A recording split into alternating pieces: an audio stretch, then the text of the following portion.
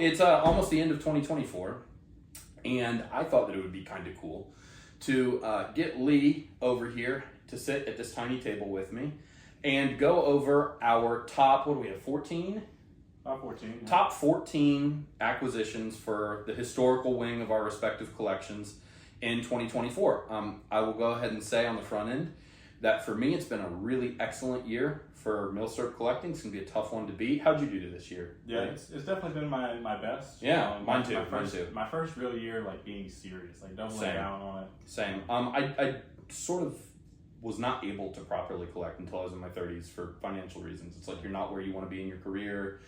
You have other stuff that you have to figure out first. But this was a landmark year for me as far as collecting goes. I got a couple pieces in 21, 22, 23, but I got some really cool ones in 24, some ones that I'm really happy about. So without further ado, we sort of decided to gamify this a little bit. The way it works is we've got 14 pieces each that we're going to showcase. We're going to just talk about them kind of naturally. Yeah. So you'll have your round one presentation. I'll have my round one presentation. And we have an unofficial scorer here who knows almost nothing about surplus, which qualifies him for the position. His name's Chris. Say, hey, Chris. Hey, Chris.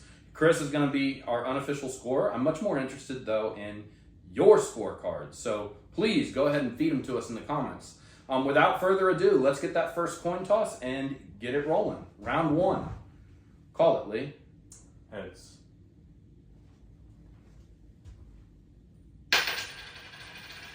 And it's heads. So you want to go first or do you want to defer? I'll let you go. Oh, that's interesting. All right. I know what I'll start with then. Let me step off frame here. It's kind of cheating in a way. So this is a 1945 Molot PPSH 41.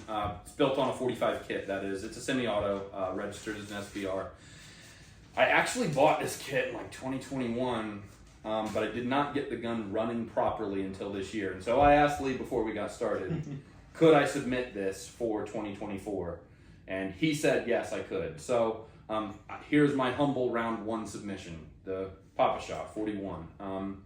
This one I have barrels for in 7.62 Tokarev and 9mm, and now that it works, it's really a quite fun shooter. Yeah. Once you get past that sort of very mushy machine gun striker fighter trigger.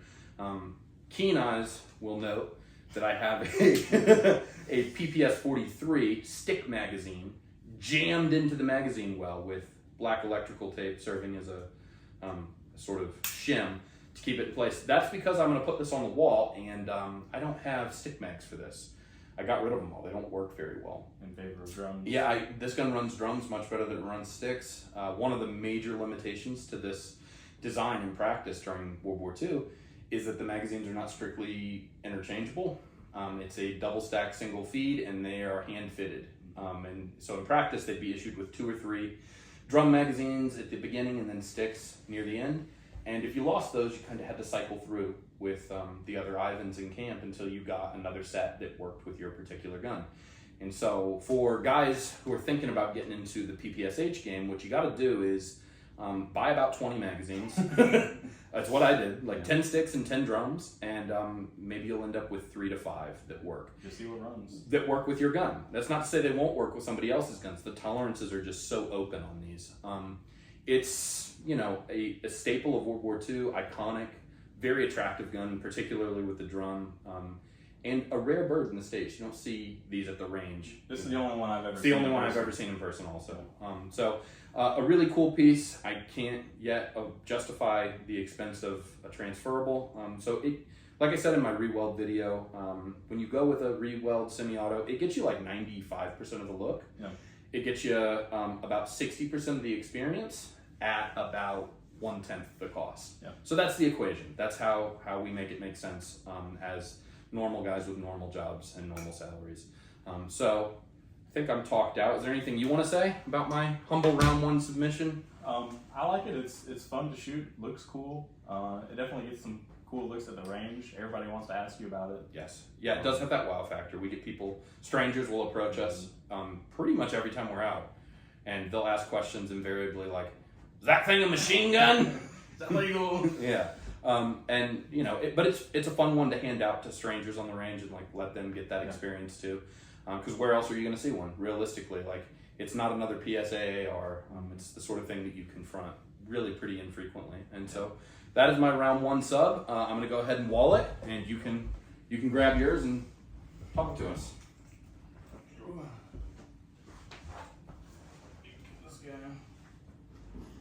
Toe grab is an excellent round as well.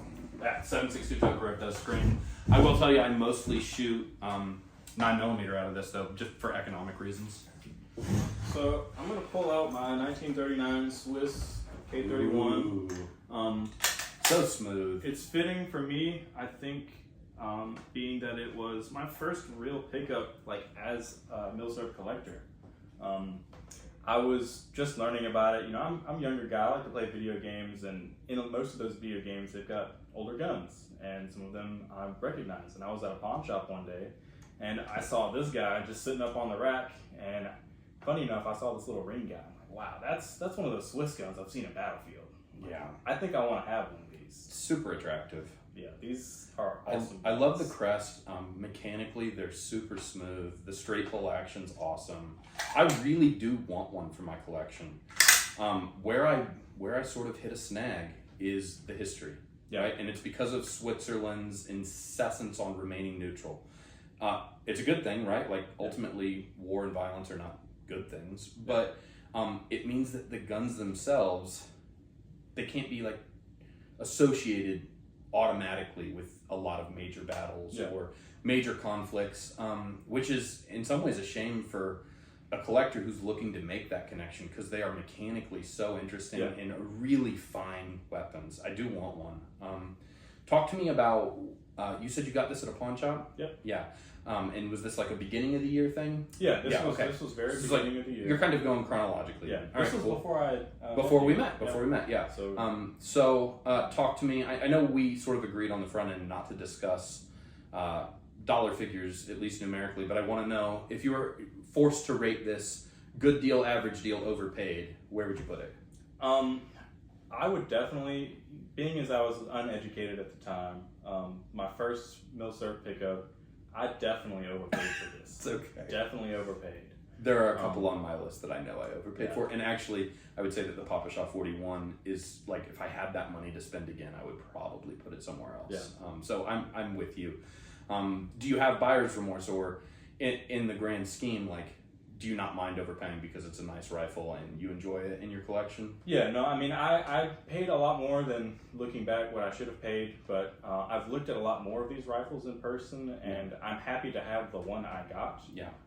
Mainly due to the overall condition, and I got the early walnut stock on this, which in my opinion looks a lot better than the Beechwood I believe the later models are produced with. So they really are fantastic, fantastic weapons. I need to get one. I just can't make myself care enough to spend the money. It's like, oh, another Mosin. Yeah. Do you have a bayonet for it? I do have a bayonet. So go ahead and rack it up, throw the blade on it, and round 1 is in the can, and we'll turn to Chris for unofficial scoring. I'm much more interested in what you all think, but Chris, give it to us straight. Okay, first round we had Nick with the PPSH and Lee with the Swiss K31. Overall, both great looking guns, a lot of cool factor on both, but there's a special place in my heart for that PPSH. I'd have to give it to Nick on round 1. All right. I'm already being filmed. All right, call it. Tails. Flip around. Yeah. What do we got? Heads. Heads, all right. So Lee, you deferring or you taking this one? You know, I'm gonna let you take it again. I like seeing what you come up with. You're a bit of a weasel. You're a bit of a weasel. You know, you gotta bet. I'm just playing it strategically. This is your strategy. To let me go first. All right. I just like to see your guns, man. Well, I like to see your guns, man. No, this is actually a good strategy, because then he knows what you're putting out. It's true. It sort of gives him an advantage in a way. Like, it's hard to see unless you just want to stunt how going first could be an advantage, I guess. Yeah. Kind of isn't, is it? All right. Anyway, I still won round 1, so fuck you both. We're gonna stick with Russian World War II era subguns. This is the PPS 43, another re-weld semi-auto. The 43 was in theory, supposed to replace the 41. That didn't end up happening. Instead, they produced both simultaneously through the end of the war. I was never really that into the 43. I think because the 41 is so iconic. It is. It's in all the video games. It's in all the movies. It has the drum magazine, the slotted shroud, the wood stock. All it's the just pictures of just guys with 41. It's like the Russian Tommy gun. And it's like peak vibes, and this sort of looks like a stamped sheet metal thrown together, expedient mid-war submachine gun, and it is. But it's also a fantastic gun, and I would actually argue that of the two, the 43 is the far superior weapon. It doesn't look as cool, but it has a pistol grip instead of that sort of straight stock like the PPSH 41. It has this really nifty folding stock. This one is registered as a SBR on a Form 1. But it has this really nifty folding stock mechanism, pistol grip. The main thing that causes the 43 to be a superior system, in my judgment, is the magazine. Double stack, double feed, and it's interchangeable. And that solves the main issue with the 41. Like, a lot of times, even in period combat footage, if you see a PPSH 41 in action, I've seen it several times in historical footage, the guns are jamming. Yeah. And I don't think that it's because the system itself is inherently unreliable. I think this was a major drawback. Imagine you've got 2 or 3 magazines, and you're supposed to keep track of those for the lifetime of the system and your lifetime as a soldier in combat. Like, it's not a good solution for a huge military like the Red Army. And so on the range, I will say that I enjoy shooting the 43 quite a bit more than I like shooting the 41.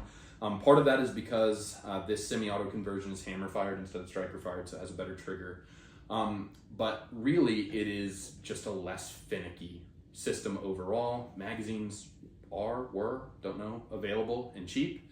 So I have 1,000 of them, and it's a joy to shoot. Unfortunately, whereas I have barrels in 9 and Tokarev for the 41, I only have a barrel in Tokarev for the 43, and unfortunately, this cannot be easily rebarreled. 43s, excuse me, in general can't be easily rebarreled, and this one most especially can't be because the barrel is actually held in place with these rivets on the side. So unless I want to do some major machining, I don't. I'm stuck with 7.62 Tokarev, which is an awesome round. It's just expensive to feed. Yeah, it's definitely way more expensive than 9, whereas you can go to Walmart and get a box of 9 and blast it. Which would be such a joy in this because it's a really fun shooter, out to 100 yards. Yeah. It's perfectly accurate, and on steel up close, I just love to bang with this thing. It's perfectly reliable. It runs all ammo that I've tried through it. I've actually never had a problem with this gun. Yeah. And once you get the cadence down, the trigger's light enough that I've shot automatic 43s before. Maybe I'll roll in some footage side by side of me racing this as fast as I can against like a proper machine gun PPS 43. And like, I will say that it's close. It's not that far behind if you're really racing this thing in semi-auto. I am the machine gun. Right, yeah. Am I a machine? Do I need to register myself? Do I need to register myself? I think you might. As a post sample? I don't know. Put a poll up. Yeah, put a poll up. Put your comments down below. Let us know. But no, this one's a treat to shoot, and this is my official round 2 submission. I'm gonna go ahead and rack it. I do like that gun. I think everything about it is better than the 41, except the looks. The 41 wins the aesthetic contest. So much better. Yeah, it's a really, really attractive gun. Name that gun. PPS 43, which was this is a 43. This is 41. Yeah. All right, so that's my round 2. Lee, what do you got? Let's see what we got here. I guess while he's picking something out, I'll tell you that came to me from a old boy in North Georgia, and if I was to rate the deal, if I was forced to rate it, good, average, or overpaid, oh, I got a real juicy deal on this one, boys. So I think I'm gonna stick with my theme of like Chronological. post World War II. Okay. Well, I guess that's not. This is not post World War II. No, this it's not. Is post World War II, and it's not Russian. This is my Yugo M48 chambered 8mm Mauser. This guy I found at the same pawn shop that I found my Swiss at. I saw it on the wall when I bought the Swiss, and I waited about a year or two and came back, and this guy was still there, and I felt bad for it. I like Mausers. I like 8mm round. I like carbines. I don't have a nice carbine except for this guy, so I really wanted to pick one up. So I picked it up. And going back to our theme of, good deal, bad deal, definitely overpaid on this one again. And I knew it. I knew I was overpaying for it, but I saw this one. It's in excellent shape. It is really clean. A lot cleaner than ones that I've seen for less money. Yeah. I know what you're into this one for. Yeah. I remember when you got it, you were so excited to force me to shoot it. You didn't shoot it. No, I shot it. But you like, I was working on something else, and you're like, stop doing what you're doing immediately. Shoot this Mauser. Yeah. And I was like, okay, Lee, calm down. Just like the Mauser, man. This gun looks great. It does. The Mauser 98 action, which technically this isn't because the Yugoslavs shortened it a little bit, but it's based off of It's Mauser derivative, 98. yeah. It just runs forever. These guns are pretty well built. I've got no complaints about it. I wish it was a German K98, but that's kind of why we picked these up. These M48s are basically K98 on a budget. Yeah, K98 on a budget is a really good way of thinking about this. Do you have a bayonet for it? I don't have What a I loser! don't have one. I don't own a single Mauser bayonet for some Is that a reason. modified bolt? No, this is all factory as it came. Numbers matching stock, butt plate, bolt, all the accessories are original to it. And this was pawn shop find, same pawn shop. Same now, pawn shop. Didn't this pawn shop, and we're going to go on a little bit of a tangent here, but I think it's worth doing. Didn't this pawn shop piss you off? Yeah. This pawn shop, since we've been getting into collecting more and more, sometimes we find deals online and we just need to do our FFL transfers somewhere. And it's hard to find a good place that you trust to handle your collectibles. What did this place charge? I don't remember. It was reasonable. I think they're 25.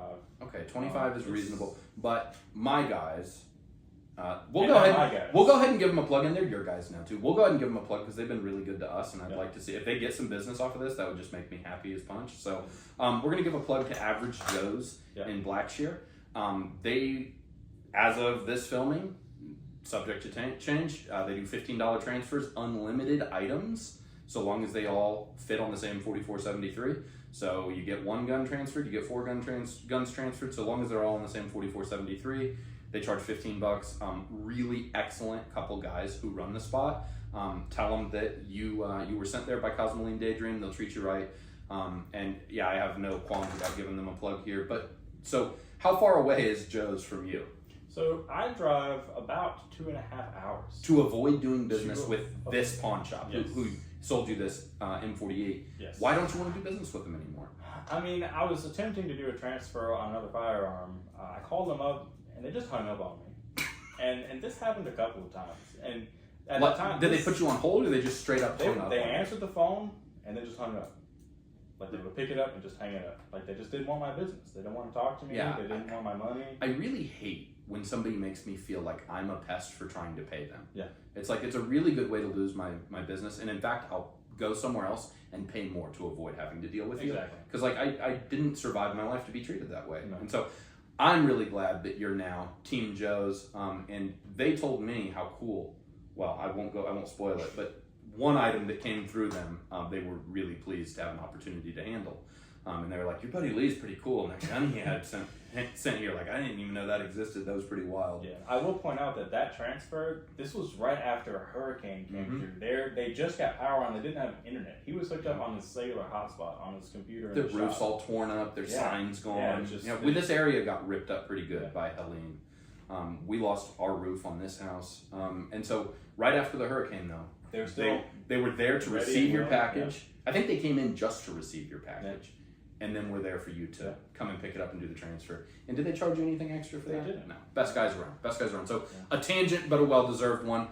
Anything else we want to say about this Yugo? I guess I should touch on the history of some of these things. I kind of mentioned it. It's a genocide gun. That's what Nick likes to call all of the Mausers. So, I mean, I guess technically, it's not wrong. But these guns, the M48s, were built post-World War II. Yugoslavia was heavily invested in their 8mm and Mauser platforms, so they were reworking K98s and other Mausers they were getting their hands on, but they decided they wanted to domestically produce something, so they tooled up and started building these guys. So this is a first, I guess, batch or release of the M48. This isn't like an M48A or B for export. This was built for Yugoslavia to be their service weapon. So they're built off of the K98 platform. The stock is a little different. The bolt is slightly shorter. It's like a product improved. Yeah, K98. Like you can take a regular German Mauser 98 bolt. It'll slide in, but it won't lock into battery. Yeah, it's just slightly different. Yeah, but good guns. Okay, excellent. Go ahead and rack it. All right, on round 2, Nick presented a PPS 43. Lee came in with the Yugo Mauser 48. M48, yeah. M48. I was a little more impressed with the Yugo on this round, so I'm going to give that to Lee. Round 3 coming. Let's see if we can figure out this coin toss so we don't look like total dumbasses. Appreciate it.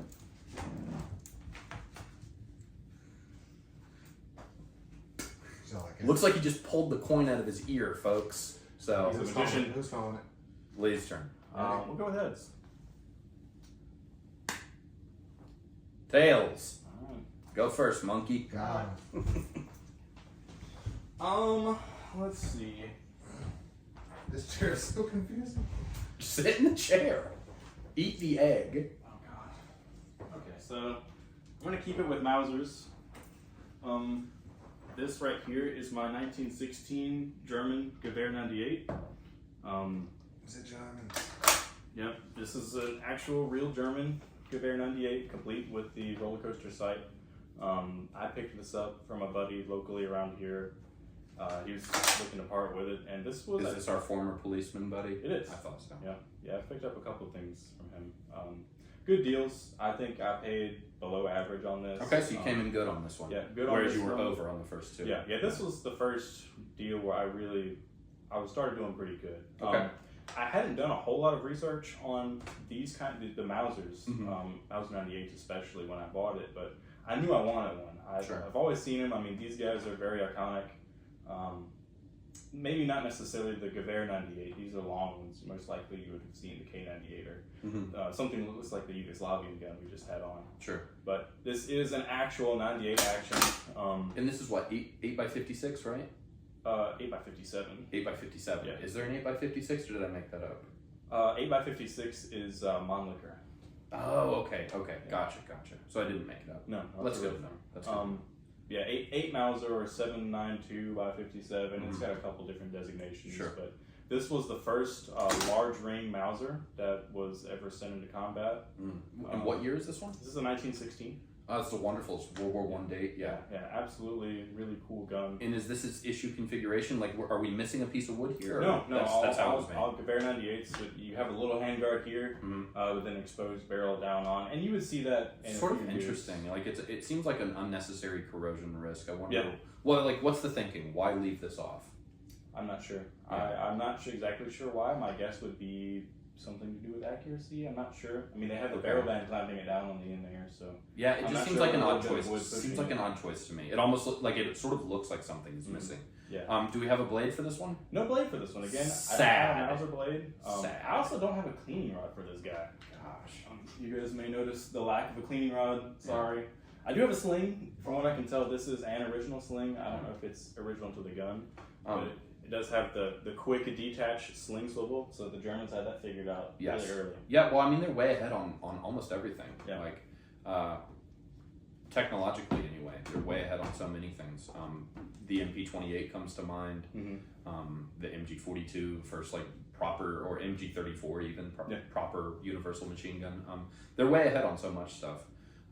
Really sort of hampered by, well, like Hitler's insistence on calling shots during World War II because they had so much technology. It was way ahead of the game, and then they were sort of forced to make really terrible tactical decisions for reasons that are complicated but can be distilled to mustache man bad, and also had really bad judgment as a military tactician.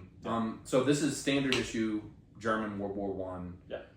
Mainline infantry rifle. It's what they would have lost the war with. Do you know what its service history afterward might have looked like? Like, did this go on in service through World War II or no? So they were, I don't know what the figure is on these, but they made a bunch of these guns. They ended up everywhere. They were exported largely to other countries because they liked the Mausers, they liked the new 8mm round. They wanted to buy into it. The Germans would get these I'm not sure if any were cut down. I'm sure they were and converted into like Car 98, which is just carabiner for short rifle. Sure. I'm sure that was done. A lot of these you would see the roller coaster sight would go away. That's often the biggest complaint with these, even from the infantry. It was like, this is silly. Like a 400 meter zero for your battle sight. Like It's a little we're not going to be shooting at them for 400 meters. Dude, like we have regular access to 500 yards. You can't barely see anything out there. With the naked eye, it's really hard. I wouldn't even try it with this. Yeah, it's really, really difficult. Especially like maybe with the Garand, I would do it, or like with an M14, something with a peep sight, maybe. But with a leaf and blade, forget it. For me, not with this one. This one is just not going to work for me. Yeah. So you would see these come off, and then they would bolt on just a regular tangent style rear sight. It's probably more practical. It's kind of cool that yours has the original. Yeah, really cool. It tells me that this didn't get World War II refit treatment. Yeah, no, and I'm pretty sure the origin on this gun was a bin gun because none of the serials match, but it's all fit together. And it has a Turkish stamp on the side. Oh, so this thing's been all over the place. Yeah, I think it was built in Germany and then was sent to Turkey and exported from Turkey to the States. Yeah. I think that's what happened with it. Do we have an import mark here or no? Yes, this is a Century import. It is very faint. The camera won't be able to see it, but I see it. I see it right there. There's 8mm Turkey, and then there's a Century stamp right As there. import marks go, it's not a huge episode. It took me a while to find it. I had this gun for several months before I even saw it. Yeah, not bad. And for once, it sounds like you got a proper deal on it. Yeah. Anything else you want to say about it? I would like to add that these guns are a little interesting to shoot at ranges here in the States if you guys are looking at getting one, due to the iron sights. Like shooting this at 50 meter or 50 yards or 100 yards, it's tricky. Like I don't bring this gun out very much because it is so tricky to shoot. It is very fun. So if you have a good range, that'll let you bring something like this out, and they're not going to harp on you if you miss a couple shots. Would a potential solution for the tinkerer at home be to, and you'd want to do it on an impermanent basis, but to raise this front sight? I think you can buy aftermarket tall front sights. You just want to be careful not to lose the original. It looks like it just drifts out. You can just drift a new one in. You may be able to also just clip something on, maybe, if you can figure something out like that. Yeah, as a prolific shooter of Mosins, I also experienced the it shoots high phenomenon. And I've sort of chosen on my iron-sighted Mosins to address that by just holding low. But a lot of guys will raise that front sight though, as a way to mediate the issue. All right, so you've got your round 3 in the tank. I know what mine's going to be. Let's go ahead and rotate your round 1 off the wall and move round 2 down. And I'm breaking my rule. We're not supposed to present with bayonets on, but this one really would be a pain for me to take off. It's not a quick detach system. And that's because we've got a very early Châtellerault French-made Model 91 Mosin. This one I bought while I was in the hospital with my wife waiting for the birth of our first child. It is an extremely early M91. This one was made in 1894.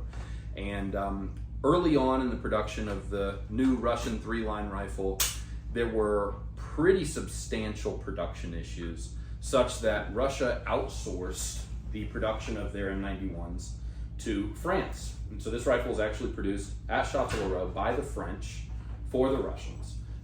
It has Austrian capture marks and Finnish capture marks, and a crown that I have not yet been able to make sense of. Nobody has been able to tell me what this crown looks like. It looks like, maybe I'll roll in a picture if I remember, but it looks like a queen chess piece. That's sort of what the crown looks like on here. Don't know what that means, but suffice to say that this rifle's been all over the world. It is, as of this filming, 130 years old. I think this is the oldest piece we have. I believe it is. I believe this, with the possible exception of your saber. But it's the piece that we can definitively date back the furthest. 1894, I actually got it without a top handguard. 1894 is the last year that M91 rifles were delivered without handguards, and it looks like they made the change late first quarter of 1894, they started shipping rifles with top handguards. So this one could have gone out with one or without one. It probably should have got one at some point because it was rebuilt by the Fens. But it's just a spectacular piece with a good bore, no import marks, 130 years old, and it still shoots the lights out. It's still quite fun on the range. Absolutely. Matching bolt, matching barrel shank, as was the practice for the Fens. They grind out the magazine base plate serial number, so that one doesn't match, but really just a fantastic rifle, and I do have a proper lock ring bayonet for it, which is why it's not a breeze for me to wrench on and wrench off. It's pretty much on there unless I want to unscrew it. One thing to know, for those of you in the market for an early M91, is that they are, especially this early, in French. You're going to pay for them. I would say, as far as like good deal, bad deal, average deal, probably slightly overpaid for this, but I really wanted an early M91. And another thing is that the screws on your early M91s are reverse thread. They are right-hand thread, right? I always confuse this. So They're lefty-tighty. yeah, they're lefty-tighty. So how did you figure that out? well, I figured it out because I'm real smart, and so I stripped the screw on the rear barrel band, which that was $100 to replace. Oh. So not great. Just something to bear in mind. The threads on early M91 handguards, the screws are reversed. So lefty-tighty, righty-loosey, which makes lots of sense. Also, he's prone to stripping bolts. 100%. Give me anything you've got, I'll strip it. That's usually my job now, to tighten things. But no, a really wonderful early example of one of the most prolific rifles in military service rifle history. Yeah. The Châtellerault M91, made in 1894. My humble round 3 submission. Anything that I left out you want to say about it? I do like this piece a lot. It's pretty rare that you do see something this early as far as Mosins go. It shoots as well as any other Mosin I've shot. You got to think production starts in 1891, but not really. Like the only 1891 rifles I'm aware of are in museums, and so it's just one of the first. It's one of the first handful of Mosins to ever be delivered. Yeah. And when you think about the long storied military history of the Mosin and Mosin variant rifles that are still cropping up to this day on modern battlefields in the Middle East and in Ukraine, the sniper variants are popping up all over the place. To have one of the first handful to come off the assembly line, and to have that sort of interesting wrinkle thrown in that it was produced in France for the Russians, makes this a very special piece to me. This one in particular, with the stamps that you found, and to be able to trace that history back, it's been there and done that. And I think that's really cool. Yeah, it is, and it is legally an antique. So this is not a gun. It's not a gun per the law. Shoots just like one. But really this has the same legal status as a cheese stick. So that's don't eat it though, please don't. So what is the Châtellerault? What is that? Châtellerault is a French arsenal. So early in the production cycle of the 3-line rifle, the Mosin, for the Russians, they had major production issues, so they outsourced the whole production to France. That almost didn't happen. It almost didn't happen. So it's a Mosin made for the Russian military, for the Tsar's Imperial Russian Army, by the French government, by special arrangement. They did it in 1892, 93, 94, and 95. I believe those are the only 4 years you'll see French-produced Mosins.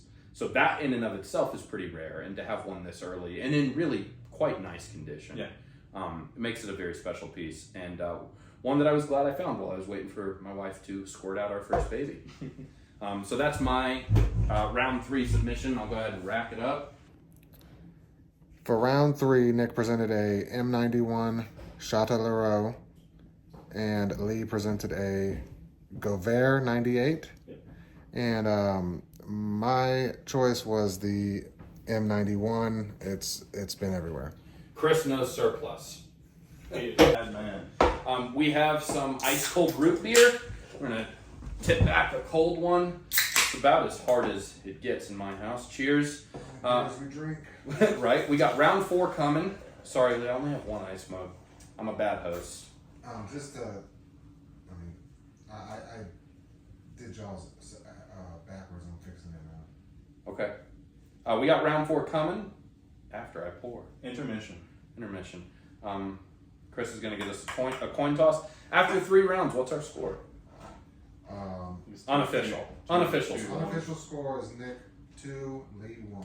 All right. So, in the lead. Competitive match so far. Yeah, even though Chris hates my TPS 43, I survived it. I actually love that 43. You just a hater. No, Like me. I like this presentation. It was my presentation you didn't like. All right, we have a coin toss coming for round 4. All right, Nick's calling it. Tails. Got it. It's tails, Lee. You're up first. Let's see what we can pull out of here. Stay tuned. Okay. So we're gonna roll my 1916 Steyr M95. Boy, that root beer is good. Mug. Sponsor us. Sponsor us, mug. M95. So this guy is another World War One. I think I mentioned 1916 dated gun. Great rifle. I have, I think, 3 or 4 firearms. Oh, I in the same year. I know where this one came from too. Oh yeah. Most of you guys, if any of you are into the milsurp scene seriously, you'll know about Royal Tiger. Royal Tiger implodes. Royal Tiger something. A lot of people harp on them, but really, I mean, it's affordable surplus in this day and age. It's cool pieces that you really can't find anywhere else. And most of the time, if you do find them, they came from RTI and they were restored and then resold back into the market. Yes. So this particular gun I did get from RTI. It was I would say a pretty good deal. No, I have to say you got a screaming deal on it. It's a crapshoot is the thing. Yeah. You don't know what you're going to Yeah, get. it's a gamble. Yes, it's a gamble. With anything you buy from there. Between us, we've rolled the dice with them 4 times this year, right? Yeah, me twice. And me twice. And you twice. And I think all 4 times we came away pretty happy. I have really no complaints. No, but some other people I have seen, they got just trash. Like, no rifling. Yeah. I mean, so it's a crapshoot. But it is, and I don't mean to cut you off, Lee. I want to turn it back over to you for history and to unpack it a little bit. But before I forget, because I have a baby and I can't remember anything anymore. The RTI game, like, yes, it's a gamble. Yes, you're rolling the dice, but it's our generation's only real shot at affordable surplus. We missed it. Yeah. Like, especially people your age. Yeah. Me, like, I was sort of old enough at the tail end of affordable surplus, but too broke, too much of an unsuccessful loser at that point in my life to collect. Mm-hmm. Like, I was able to afford a gun or 2 Yeah. for practical defensive purposes, you know? I was lucky if I could have a pistol and a rifle for practical common defense. And so the idea that I was going to collect surpluses wasn't really on my radar. Not that I wasn't interested, I just couldn't really afford to do it. You were 7 years old, and that's really unfortunate. Like, you should have been, instead of in the 1st grade, you really should have been buying up K98s and Mosins. I told my dad for $60 a stay in piece. school. Don't drop out and become a military surplus dealer. So I did, and here I am buying RTI guns. Just goes to show, kids. Yeah. So this guy, again, 1916, accepted date. This one looks like it escaped the wire wheel that you'll see on most RTI guns. It still has some bluing left on it. It's not great, but it's pretty good. I haven't touched up this at all. This is all as it came as far as the bluing goes. Mm-hmm. I did have to work on the rust. It just had scattered pitting and surface rust on every surface. I mean, especially under the handguard, under the wood line and everything. Yeah. Just super dirty. Did you still have bluing underneath the corrosion? Like, was it sugar rust or was it pretty deep? There's some pitting, but there is some bluing left. Okay. Um, I've shot this. It's a good rifle. Yeah. The ammo leaves something to be desired. You Yeah. really need to roll your own. I feel like this is a hand loader's proposition. If you're not going to roll your own, you're stuck with milsurp munitions stuff, which God bless them. I'm glad they're making it. It seems like the first batch was, we'll say, left some room for improvement. Yeah. Wrong diameter projectiles is what we were able to determine on the range. We're getting completely inconsistent. You can't even call it grouping. It's patterning like a shotgun. And I know why the company did what they did due to the information available and because of the land and groove diameters in the barrel. I think 323 is the land diameter, but really you need groove diameter. And due to these rifles with the 8x50 cartridge being what they were, round nose lead bullets, the base needs to be hollow to obturate into the rifling properly, and that's how you get your stabilization. Is this one that you might want to look at doing a cast lead pill for? Yes. Like with a reduced load, Yep. so that it can swell. Yeah. Yeah. So if you have some, run that. The best recipe that I've seen as far as projectiles goes just involves running PPU's 8x56 projectiles. They are the correct 329, I believe, diameter. Okay.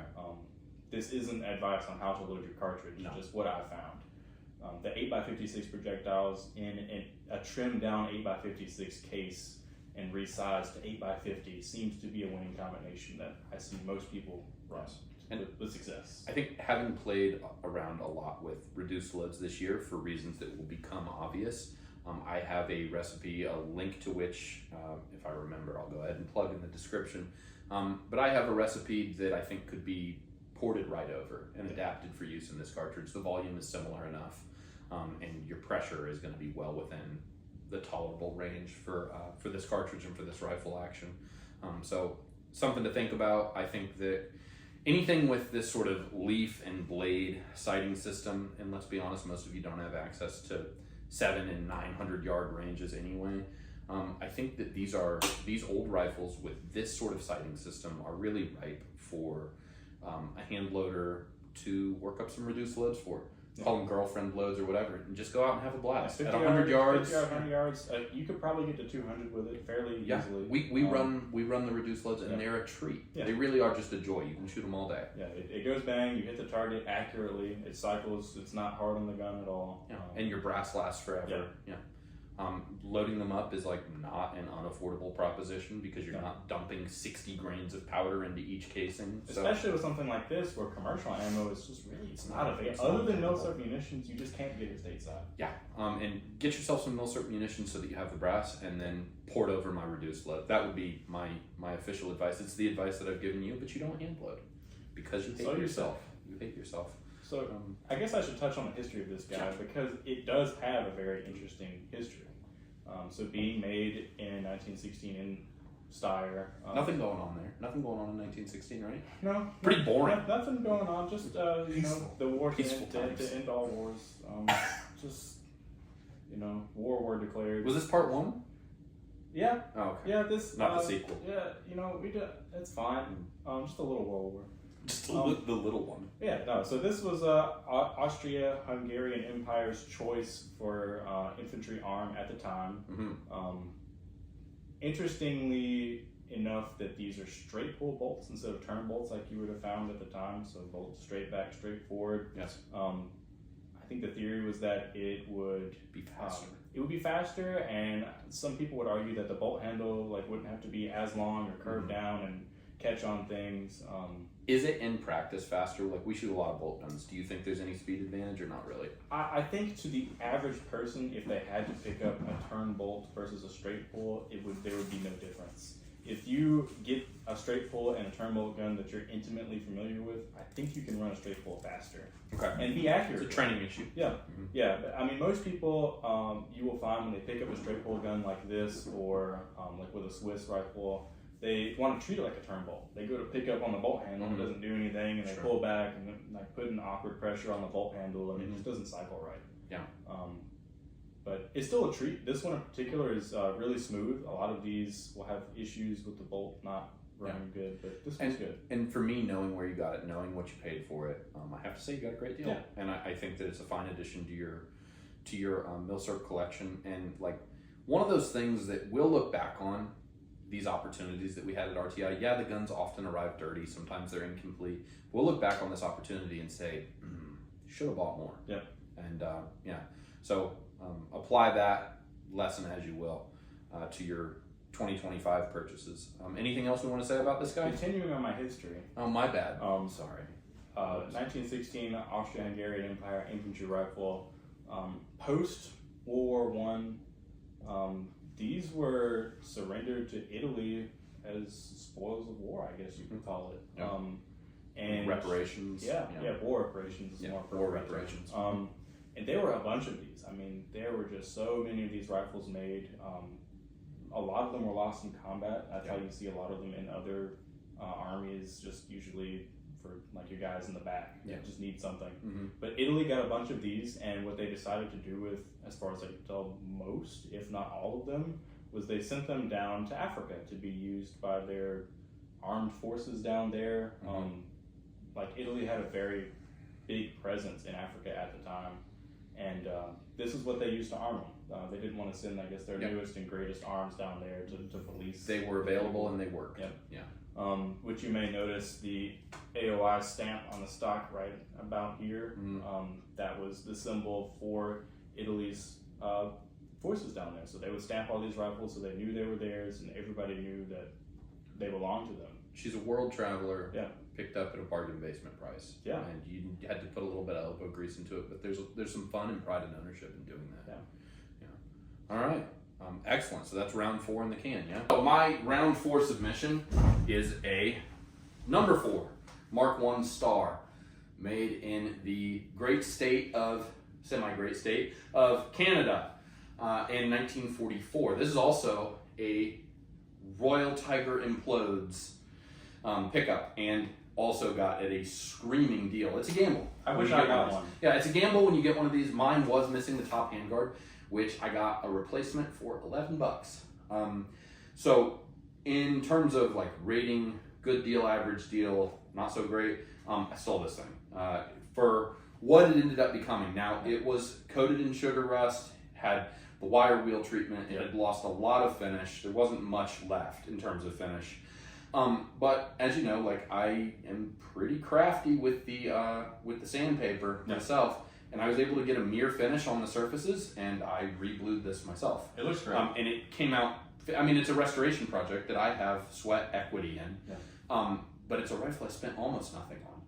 That is a World War II issued, historical, really quite nice specimen. Yeah. Of course, in .303 British 10-shot magazine, has peep sights, both a battle sight and a more precise ladder type. Really nice sights. Very nice sights. Yeah. And the rifle is itself complete. It's functional, and again, like, as far as the Royal Tiger stuff goes, I think we'll look back and just wish that we got more. I do have a bayonet for this. Bayonets, thankfully, for the number 4. Variations of the Enfields are available and cheap, like $20 for a war era. There was a bunch of them, and they were simple to make. And it's an extremely simple spike bayonet. Anything I'm leaving out about this thing, except that the restoration really came out quite nice considering the condition this came to me in. Yeah. It looks great. Did you want to talk about the issue with the long branches that you might see from RTI? Yeah, we might as well. So the one issue with the number 4, and it's going to be very difficult to pick up on camera. I keep snap caps in this, and I'll explain why that is. One issue with the number 4 is because of the teardown method. There's a gap in this rail section that the bolt head rides in, and you're supposed to lift that up in order to remove the bolt from the action. What happens with time and with use and with parts that wear out of spec sometimes is that the receiver rail will chip. Yep. And if that happens, it depends on the extent to which it's chipped. The chipping on this is really pretty minor, and it's just at the front face of that gap. But what will happen without rounds or snap caps in the action, sometimes the bolt head will work its way out. Yeah. It's not a safety issue because of the way these lock up, and it does not exhibit itself with either snap caps or live cartridges, because those cartridges act as a pilot that sort of keep the bolt locked into the rail as it passes through this gap area. It's something to be mindful of, though, especially if you're looking at like a C-grade rifle, that maybe you want to go with a Mark I if you want to circumnavigate this potential issue. It's kind of a weakness of the design, frankly. And I think most of the, I don't know if it's just the C-grades, but I think most of the long branches we've seen out of RTI have this kind of thickness. But it's not anything that's going to keep you from shooting it. Nope. It's just a little annoying. And it's only annoying in dry manipulation of the gun. When you're running it, I don't think we've had it happen not once. I can't make it happen with snap caps or on the range with live cartridges. So is it an annoyance for dry handling? Yeah, but a fairly minor one. Yeah. And again, the opportunity versus cost, like, you have to jump on these. I only wish that I bought more. Yeah, same. When they blew out their Enfields, number 1s and number 4s, I bought 1 of each, and that was a mistake. I should have bought 5 of each. Like, we're never going to see those prices for this kind of potential. Like, yes, I spent hours and hours scrubbing this. It was really gross when I got it. It's covered in sugar rust, lots of finish loss, but it cleaned up nicely. I was willing to do the work. The reblue that I did on it, like, It looks great. I challenge you to spot it. I mean, it looks really fantastic. Picking it up, I would have. You would not. Be able to tell. You wouldn't know. Yeah. You wouldn't know. And one interesting detail on both of the RTI infields that I got is if you open up this little compartment in the butt plate, both of mine had African sea sponges wedged into the butts of the rifles for reasons. Very strange. And my number one had, I swear, there's video, what looked to be an Ethiopian condom. Smelled terrible. Smashed into the buttstock. So these are the sorts of fun finds that you might encounter if you choose to roll the dice at the RTI casino, which you should if you're just getting started in the surplus game. Anything else we want to say about this bad boy before I rack her up? I think we're good. I like that rifle a lot. I wish I had one. I did not pick up an infield from RTI. I was busy picking up other things from that sale, but not one of these. I wish I did. It's a regret. Yeah. Probably should have snagged one. I'm going to bayonet it and rack it up. Let's get a coin toss going for round... Oh, I'm sorry. We got to go to our unofficial score. Chris knows surplus. All right, round 4 is concluded. Nick presented an infield number 4, champion in 303. Lee presented a Steyr M95. Unofficial winner would be the Steyr M95. I will bring it back with another infield. This is my 1940. Oh, my ex is British. My Congratulations. 1940 I don't like him. Lee magazine, or sorry, short magazine, Lee Infield. Her It is brother Lee is, magazine. This guy is a 1940 date. Interesting note is a dispersion rifle. So a lot of these parts, as far as the wood and like the sights and any other small bits, would just be kind of mixed and matched together. All the serial numbers line up, so it was assembled in a factory correctly, and everything matches up. But just an interesting little bit of history about this particular example that you won't find with any of the other Lee Enfields. As far as I know, these were the only ones that were being produced in that short time period. It's strange to see such a late date production number 1 Mark III. I mean, they were making those things from, I don't think they were before World War I, but during World War I certainly, up to like at least 1940, maybe even later. Yeah. So it's just kind of I'm not sure if it's a good thing, but these rifles will stand the test of time. I got this particular rifle from a gun show. This is the only thing I've ever picked up so far from a show, and I think I got a very good deal. really good deal on this guy. The days of like good deals on surplus at gun shows are pretty much over. Like, Yeah. we have stamps on our hand. We went to a show today, and there was some surplus, and was any of it not rabidly overpriced? I mean, the best thing we saw was slightly overpriced. Slightly overpriced. but- was the best that we saw. Yeah. Most of it was like Yeah. obscenely overpriced. Yeah, nothing really that was super interesting. Like we saw some Mosins and some Enfields. Well, I'm going to go ahead and rebut. Well, I guess we did. We saw a Liberator, We saw a Liberator, which was really cool. Overpriced, Yeah. in my opinion. Not that I'm like in the market for a Liberator exactly. No. How But do you price those, though? they're very. Yeah, I've never very seen one in expensive. person until then. So I don't know what they bring, but when they sell, they tend to sell at high-end auction houses, and it would be thousands. And this was a very Because you said small five, gun so show in South Georgia. Yes. So It was a cool find. I've never seen one in person. And like you, I don't usually buy things at gun shows because they tend to be overpriced. I've only also bought one thing ever at a gun show. Yeah. But this was a wonderful find. I remember the first time you showed it to me, I tried to buy it off you. you wouldn't sell did. You did. You tried to snag this off of me. I and did. I'm glad I hung on to it. This guy, like I said, dispersion rifle. Explain that one more time. I'm sorry. Yeah, explain dispersion for the lay person. So I'm not 100% clear on the It line was- of events. The factories that were producing these rifles were bombed. Like, Yes. I think it was the BSA factory, and It was to disrupt German bombing raids. Yeah. Yeah, is why they did it. So the rifles are made of parts from this factory and that factory, Yeah. wherever they could get them, essentially. Yeah. Okay, yeah. I remember. So- to disrupt German bombing campaigns. you can identify those if you look right here on where your like receiver wrist metal piece is. Usually they'll have like BSA or some other stat from what factory produced them. This one just has a B. Yeah. So you don't know what factory it is. Right. Presumably, I think it was actually the BSA, like a small portion of it, were producing these guns. So just the degree to which that's actually a useful strategy to disrupt bombing raids can be debated. Yeah. But it's a really cool historical footnote. It happened, and this rifle in particular is an example that shows that it happened. Like that's a real thing. Right. That's chambered in 303. Yeah. Yeah. I was happy to find this. I went to the gun show looking for an Enfield.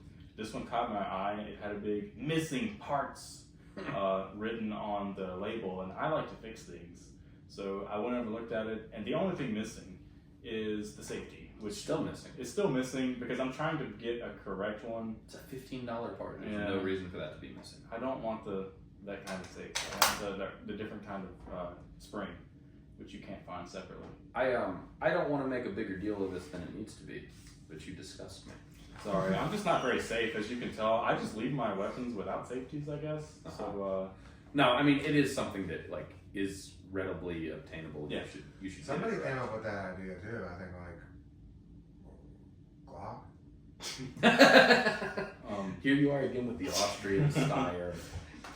this rifle is very smooth. All matching numbers. The stock matches. The nose cap matches. Bolt, sight, everything matches together. The bore is like amazing on this rifle. I don't know if you've seen it. It's a great rifle. Looks great. Shoots great.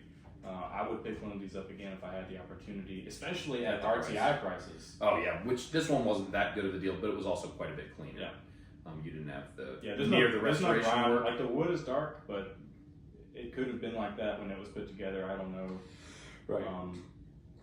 But very clean rifle, very good shooting. Yeah. Interesting little bit of history about it. Late production, #1 Mark III star. Yeah. Good rifle. Yeah, very cool. All right, round 5 in the can. I like this thing a lot. Tried to buy it off of him. He wouldn't sell it to me.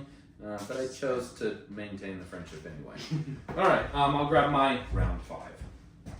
My round 5 submission, keeping with the theme of gun show acquisitions, this is the only thing I've ever acquired at a gun show. So we're both one and dones. Yeah, both one and done, and not because I don't go. Yeah. I go to shows all the time. Sometimes I'll buy accessories or ammo. A lot of times I buy nothing because the prices are outrageous and the selection isn't what it was in days gone by. This came from a gun show. I'll tell you the story because, well, it's a fun story. I like Absolutely. it. My wife had just given birth to our first child, and I had barely escaped the adrenaline and endorphin rush of bidding on the Châtellerault and winning it from the hospital. I'm an addict. And It's addictive. my wife told me and her sister and brother-in-law, who were all there at the hospital to see the baby, to see our newborn baby, that we needed to leave. That she wanted to sleep and that it was too loud, that she was overstimulated, and she told us to please leave the hospital for a couple hours. And I said, I know just the thing. And so we went to a gun show down the street just to kill some time. And it was the standard like beef jerky, dragon Tasers. poster, taser, lots of like white supremacist memorabilia too. There was all kinds of there's some weird stuff there also that I like. One guy who was insisting that I touch his Grand Wizard belt buckle, and I said I don't want to. I was like that's dark, man. And he said to me, well, them was dark days. And so I left him about his business. But there was a small booth with, I kid you not, a box full of guns, Boxo guns.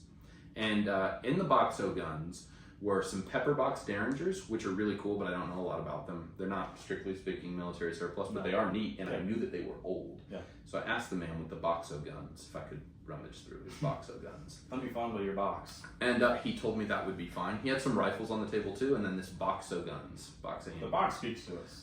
And I'm going through it, and I see this 1895 Nagant revolver. Now, I have sort of a soft spot for these. They're mechanically extremely interesting. This is going to bore and annoy some of you, but for the uninitiated, this is, for practical purposes, the only revolver in the world that can be effectively suppressed because it achieves, on lockup, a perfect gas seal. The cylinder, instead of just spinning, also cams forward and creates a perfect seal. So you can suppress this weapon. Has to do with the round too. Yes, well the round is also effectively a gas seal cartridge. It's a 7-shot revolver. The caliber is 30, velocity is around 1,000 feet per second, and the metric for acceptance into service was that this be able to stop a horse, which is a weird You requirement. gotta get out there and shoot a bunch of horses. it I need- know Drops you got a bunch dead. of guys on horses and sabers. The requirement for acceptance into service was that it needed to be able to drop a horse at, I believe, it would have been arshins at the time, I think. 20 arshins? I could be wrong about that. I'll try to fact check it and maybe leave an annotated note. But if the cartridge was to be accepted and the revolver was to be accepted, it needed to be able to kill a horse at a distance of like 20 arshins. So apparently it's good enough to do that. Like 20 yards, Yeah. thereabout, give or take. Yeah. Not far. It's Yeah. a comfortable shot with So- a handgun. So it's a 7-shot revolver. These get a bad rap because the triggers are usually, especially on the refurbs, the triggers are quite severe, especially in double action. And really, this is a gun that, when it was adopted, was already obsolete. Yeah. It's adopted in 1895, and it is a gate-loaded double action technically, but effectively single action because the double action is so rough. Like you could use it at close range to rip off a few quick ones, but if you have to do any sort of practical aiming, it's effectively a single action revolver that is gate loaded, but mechanically extremely curious. Yeah. You couldn't make this today. It would be prohibitively expensive Yeah. to tool up to make something this weird. So the fact that they're still out there and available and like relatively affordable is a good thing. This one in particular was interesting to me because it's an Imperial. Yeah. It's a 1902, made at the Tula factory. It is a non-import. A lot of the original finish is gone. There is some light pitting, and what I have to assume, and you back me up or refute, you're here looking at it too, but what looks an awful lot like artillery shell damage, it looks like this caught some fragments, Yeah. and somebody in 1916, 1918, or 1942. It's not rust pitting. No, it's not. It is like chunks of the metal have been taken out by forceful impact. I'll maybe roll in some pictures, or some video, but this looks to have sustained some shrapnel damage, which is just an extra added element of cool. Yeah. For those of us in the game of collecting this historical military stuff. Gun shoots great, bore is acceptable, and it is 112 years old, and still shooting great. You said 1902? 1902. So that's 1902. Oh, 120, Yeah. 122 years old, guys. old gun. 122 years old, still shoots great. It's been there and done that. It's got the scars to show it. And as far as like good deal, bad deal, great deal, I'm gonna say great deal. Yeah. What I gave for this, given its history, given its this given the fact that this is only the 7th year of production for this revolver, and the artillery damage, and the non-import nature of it, I think what I paid for it. I did fantastic on this gun. Really cool history. and Really like you cool said, history. The wear on it is authentic. Yeah, Like, it's- this was used. Yes, somebody carried this every day, and somebody in 1916 or 1918 or 1942 had a really, really bad day with this on their hip. It's evident from the scarring in the metal that this one cost them hot ones. So, this is my only gun show pickup, and I got it when my baby daughter was just a couple hours old. So, a very special piece for me. That's my round 5 submission. I'm going to rack it up on the pistol section. All right, round 5. Nick presented an Agant from 1895, 122 years old. Lee presented a Lee Enfield, number 1. Very cool gun, but I have to give it to the Nagant. All right, round 6, coin toss coming. Tails. It's tails. But you know what? I'm going to show boldness. I'm going to show aggression. I'm going to go first. Womp womp. All right, so this is actually my first milsurp pickup of 2024. And it's a deal that cannot be beaten. I got this rifle for the cost of a coffee cup. I won this rifle in a contest. Those of you who are fans of Forgotten Weapons will recognize this rifle. This came from Ian McCollum at Forgotten Weapons. You will see this serial number rifle in several of his videos over the last couple of years. This rifle came from him, and it came to me for the cost of a coffee cup, which was my absolutely worth. My entrance into the contest. This is a 1943. Horrible deal. 1943 SVT-40, which is Russia's attempt at a standard issue semi-automatic service rifle. 10 round capacity, detachable magazine. Pretty ahead of the game as far as semi-automatic rifles goes. When most countries were still issuing as mainline infantry rifles bolt actions, Russia attempted, they dared to be great and go with a semi-auto. The SVT-38 and SVT-40, the AVS-36 that came before them, they're not without problems, but they represent a pretty bold step forward. Ultimately, the attempt to standardize around a semi-automatic rifle would not come to fruition for Russia during World War II because they were invaded by the Germans, and they sort of had to fall back as an emergency into producing the Model 9130 Mosin, and that remained pretty much the standard issue service rifle through the war, although it was augmented also with the production of SVT-40s, with Degtyarev light machine guns, with Papasha submachine guns, with Semenov submachine guns. This one is a wonderful piece because it came from, all of us owe Forgotten Weapons a debt of gratitude for making education fun and accessible. We love you, Ian. And this rifle coming from him makes it super special to me. The fact that it's a nice mid-war SVT-40 in great condition with desirable features like the early war 6-port compensator, which works too well, if anything. It's extremely loud. Enormously loud. This is among the loudest guns you will ever shoot. But how's the recoil, Lee? The recoil is extremely manageable. It's fine. Yeah. It shoots great. It's just a headbanger. So loud. It's such a concussive rifle to shoot. In fact, just as a little historical footnote, midway through the war, it was determined that this 6-port compensator had to go. Although it was very effective at reducing recoil, they stopped producing rifles with the 6-port compensator halfway through the war because it was causing deafness on the line. Loss, yeah. It's causing hearing loss that was affecting combat effectiveness deleteriously, and so they switched to a much less effective 4-port compensator. This one, it's got to be one of the last rifles to roll off with an early war comp. It's got some splices, some wood repairs, but these are rare and exceptional, and really they've gotten to be quite expensive rifles. They really are. And so to have acquired one in a contest for the cost of a coffee cup is really quite a special occurrence. Yeah. And this is a rifle that will never leave my collection. It's not for sale for any price. It's a very, very special piece to me. My 1943 SVT-40, formerly of Forgotten Weapons. Great piece. Anything that you would like to add? I would call the SVTs among their other semi-autos innovative, bold, and competent. Especially for the 1930s when they're beginning to get this project rolling. Yeah. Like, you got to figure most other countries are decades off from practical semi-automatic rifles. These things had to be scary. When you get a lot of these guys with some of these shooting at you, they're just laying down fire. And especially, a number of these were designed in select fire iterations too, which is not a role they're particularly useful in. The cartridge is too powerful. Still interesting. Very interesting, and they're thinking ahead. They sort of had some of the forerunner concepts of what would become the modern assault rifle concept figured out before most other countries. It's important, I think, to remember that really there are only 3 main issuers of semi-automatic rifles during the Second World War.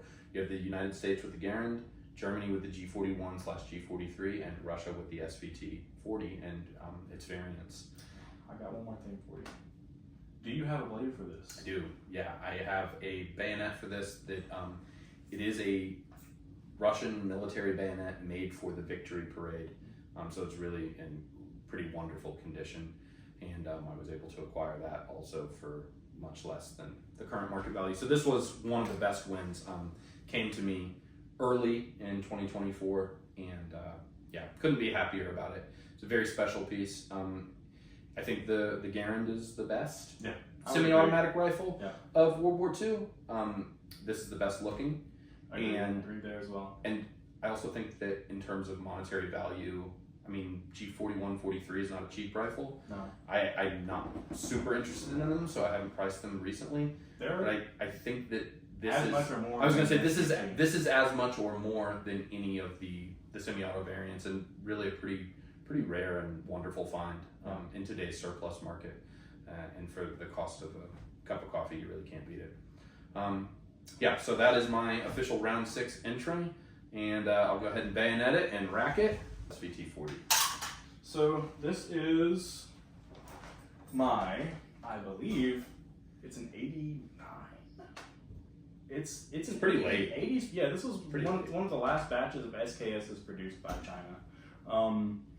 This one has a little bit of history with my family. My dad bought this when he was, I think, in his 20s, back when you could get them for like 80, 90 bucks at Rose's, in the Cosmoline, complete with all the accessories, the paperwork for it, everything. I was busy being an infant instead of buying cheap surplus. What an idiot! I was about like negative 10 years old Right. or 15 years old. Right. But he picked this up as a beater gun. He's like, I want something that I can just carry around, go blast into trash, go do whatever with. And at the time, these guns, you could get them at Rose's. You could get them at other, like hardware stores. Very inexpensive. They shot the 7.62x39 cartridge, which at the time, because we could import it cheap and everywhere. Really cool gun. These have the fixed spike bayonet on the bottom. So he had that, carried it around, shot it a while. I became a thing. I shot this as a kid growing up. We had all of our ARs and other kind of modern firearms, but I always liked this gun. Like, let's bring the SKS. I want to shoot that. It's really cool. And just recently this year, this was one of my latest pickups. I was able to work out with my dad a trade where I came home with this guy and a bunch of ammo in exchange. I did some work on a truck for him. So very happy about this guy. Good deal. It doesn't have a whole lot of historical significance. The Chinese SKS does, but this particular one does not. It's just a later production SKS. I would assume this one would have seen some use by Chinese police work. There is an interesting stock splice right about here. You can't really see it. They did a great job. But it's seen some use, but it was then cosmolined up and sent over to the States. As a late 80s, early 90s rifle, it's weird that they're still making them. It was very weird to think about that. And the Chinese SKS, more than most other variants of the SKS, has some interesting military history because some would have been used pretty extensively during Vietnam. Probably some Russian ones made it over Absolutely, there too. But the SKS is an interesting case in timing. Yeah. Because if you compare 1-to-1 a Garand to an SKS, there are elements of the SKS that are going to come out favorably, but it came out too late. Yeah. The Garand is released in what, 1935, something like that, mid 30s, and the SKS doesn't come around technically until 45, practically until 46. The SKSs that were around in 1945 weren't. You wouldn't see them and say, "Oh, that's an SKS." You'd say that's weird. Yeah. It's a prototype. It would have been in 54R or in a experimental 7.62x45 cartridge. Semenov worked really hard on these, trying to get them out, trying to get in there. Before the end of the war, it didn't happen as near as I can tell. There were some trials rifles that were in 54R with 5-shot magazines. You wouldn't look at them and say that's an SKS. You'd say that's a weird looking SVT 40 with a fixed 5-shot magazine. The basis of these rifles was the PTRS. Yes. Like, essentially, these are just scaled down PTRSs that aren't fed with M-blocks. But to sort of drive home my point, if this rifle comes out 10 years earlier, it's a game changer. Dominating. And it's remembered like not super fondly, but only because it came out when it did. If it came out just a handful of years earlier, and really if it would have come out early in World War II, it could have been a game changer. And an intermediate cartridge, lightweight, handy, 10-shot magazines, easily they could fit these with 20 or 30-shot mags. Yeah, no problem. And it's been done several times since. So the SKS is sort of like a sad case in timing because it could have had a much more storied military history than it ultimately ended up having, where it's like the best service we can point to is really in Vietnam. Yeah. They were used. Yes, they were, and the Chinese ones more so than others. But it's an interesting study in the importance of call it luck and timing. Because if this rifle comes out just a few years earlier, it's a monumental game changer. Yeah. I would argue for you that it's in use a better rifle than the SVT-40. Yeah, I think so. But much less valuable, much less sought after. Yeah. And it's because it doesn't have the same historical significance just because of when it came out. Yeah. And it missed greatness in that historical realm by really just a couple of years. And like to that same point, for like just interesting timing notes, is that I believe China was producing these the same year as they started producing AKs. I think they both got the designation Type 56. It's very The interesting. I think AKs you're right and about that. SKSs were being produced at the same time. And it's like we saw this happen during the former Soviet Union too. You have a country that is geographically so large that they can afford to produce things simultaneously at different They made a factories. bunch of these. Yes. Like It's 24 how million. It's how Russia was able to make 9130s, SVT-40s, PPSH-41s, and PPS-43s all at the same time without really hampering production at all because the country is just so big. And so they can afford to do those sorts of things. But a really cool piece and has some design characteristics in common with the SVT-40. They're both tilting bolt designs. Yep. And I will say this one's a lot more pleasant. These ones don't beat themselves to death. Yes. It doesn't have a deafeningly loud compensator on the Intermediate cartridge. a fixed bayonet. This one is the better shooter. I actually think it's the better gun. Yeah. The SVT-40 dominates in historical significance. And that's the way the cookie crumbles, man. If this came out in 1943 instead of 1946, it would have killed it. It would have killed it, but it didn't. Yeah. So a really cool piece. Anything we're leaving off the table? Not really. I think. Tell us how you got it. I did the exchange. Yeah, You already mentioned doing the brake work. I did. Okay, my brain doesn't work. This Sorry. gun in particular, like I said, late production, but everything matches the stock, the bolt, every piece on it, the piston, the gas tube, it all matches together. These SKSs, the Chinese, especially the Russians, have just skyrocketed in value. They've gone up quite a bit. I mean, as all surplus has. Yeah. But still, you could get 3 really nice SKSs, maybe 4, for what an SVT-40 is going to run you. If you're looking to get into something still somewhat affordable to shoot and affordable to get into, one of these is not a bad idea. And I Good think shooters too. They're good shooters. a lot of people in the younger generation, more along the lines of like people my age, love these things. Like they're just falling in love because they shoot so well. And they're much more accessible than a G41. Or You'd be hard pressed to go to a gun show and not find at least 5 or 10 of these lying Whereas, on the like, table. how many SVT-40s have you ever seen in person? Is it just mine? Just yours. Yeah. So that's just the way the cookie crumbles. Anything else we want to say about it? No. All right, cool. We'll go ahead and turn to our unofficial score, and I'll take a question from Mary. Why the 3 ridges on the top? Right here? Yes. For venting. Yeah. Well, why do you need to vent a gun like that? This release is heat. really hot right here. So hot gas comes up out of here and then through this piece of, like, there's a tube in here, but the wood goes around it. And if you're holding it like this, a lot of people will carry it like this.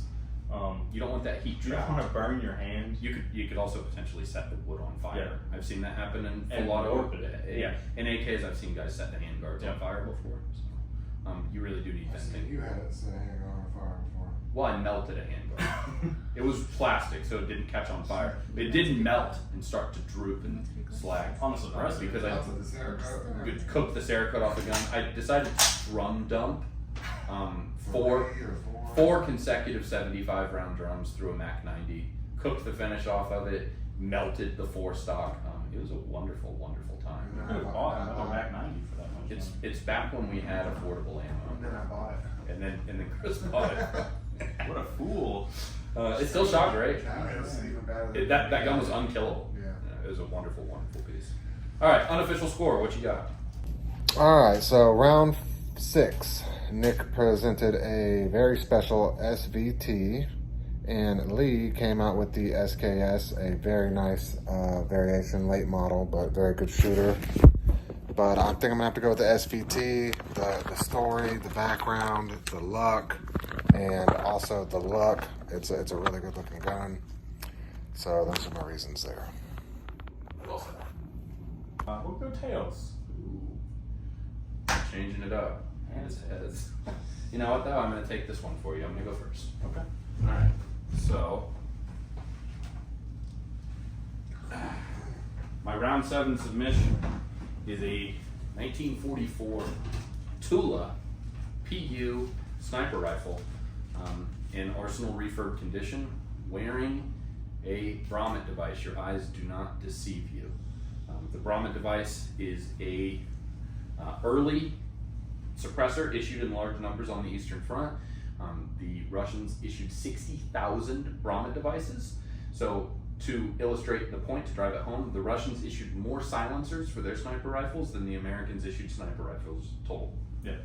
Crazy number. Yeah, crazy number. And in conjunction with a scoped PU accurized Mosin with an excellent trigger, it's a really devastating combination. And a subsonic with round. subsonic rounds, because you have a highly adept sniper corps in the Red Army. It's weird because they're so far behind in a lot of other Their areas. snipers The best sniper program top on Earth. notch. And they're issuing scoped accurized rifles with suppressors and subsonic ammunition in 1943 Yeah. to devastating effect at places like Stalingrad. Just brutal. And you can imagine the psychological effect that this would have on you. Imagine you're a German trying to make your way through an unfamiliar city. They've torn down all the street signs, so you don't know where you are in the city. And your buddy's head explodes. Oh no! And you didn't even hear the shot. Yeah. You have no concept of where it came from.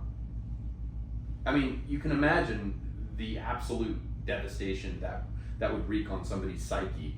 On the range, especially with the reduced subsonic loads that I've worked up, this thing is an absolute joy. The subsonic rounds, I can get out to 200 yards competently and 300 yards if I'm really on my P's and Q's.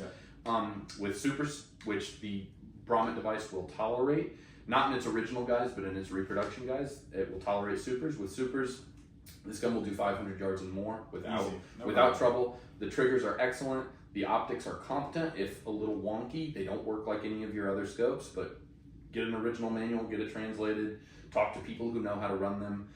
Once these are dialed and tuned, they're marvelous shooters that can, and in fact are, still combat effective to this day. These are turning up in Ukraine, being used, and mostly in reserve roles, but these are being used Undoubtedly. these are being used in active fighting now, today. It's amazing for a rifle that is 80 plus years old. This one, as I said, is a Tula, which makes it about 6 times as rare as an Ishevsk rifle from the same year, 1944. Because it was a rare sample, I actually let go of an Izzy 1944 PU sniper rifle so that I could enhance my collection with this Tula. Has a matching optic, matching mount, and it's a treat. One interesting footnote, it's a bit odd. It has brass, what do we call these? Handguard rings or keepers. The vast majority of these are blued steel, but this one has brass. I've only seen it on a couple of other Mosins ever. Saw one today. We did see one today at the show, but it's just sort of interesting. Most 9130s generally and sniper rifles, most Any kind of especially, Mosin. yeah, you just don't see the brass keepers very often. So an interesting footnote, but in conjunction with the suppressor and being that this is about 6 times as rare as a Ishevsk rifle of the same year, I saw it as a good opportunity to enhance my collection, and I nabbed it. In terms of like good deal, bad deal, average deal, this came from one of the big auction houses, and you will know, you've experienced this. On the front end, the deal seems pretty solid. Yeah, the hammer because price. of the hammer Yeah. price. But once the fees, the shipping, the tax, the The buyer's weight. premium and the waiting time, once you account for it all, I would say this was average to maybe slightly overpaid, but for a very, very nice specimen. Yeah. What you would have to say is a pristine arsenal refurbed Russian World War II sniper rifle. Yeah. I remember you first getting that, and you didn't want to snipe it out like that. Now you're thinking of the Izzy. Was that the Izzy? Yeah, that was, which I think we're going to hear about that shortly. But yeah, so this is my submission for round 7. Tula PU wearing a Brommet device. Anything that you would like to add, Lee? Yeah, I mean, PUs in general are fantastic rifles. If you like The most magnified- shootable surplus. Exactly, yeah. If you like magnified optic weapons, you like military surplus, That are precise. precise milsurps, To distance, too. We're talking- definitely look at getting one for of these. sure. The prices are going up, Yeah. up. So if you can get one now, is better than later. And learn how to spot a fake, Yeah. because they are extensively faked. Now, in my judgment, there's a distinction between a fake, a clone, and a re-sniper job. Yeah. These are all different terms. You'll have to learn for yourself what they mean and decide for yourself what they mean to you.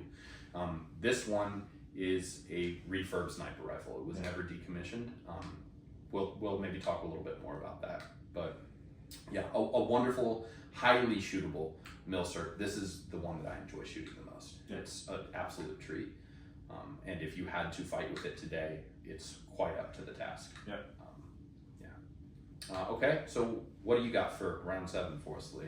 This is a 44 IJF X sniper, XPU, Yes. and then faithfully restored back into sniper configuration.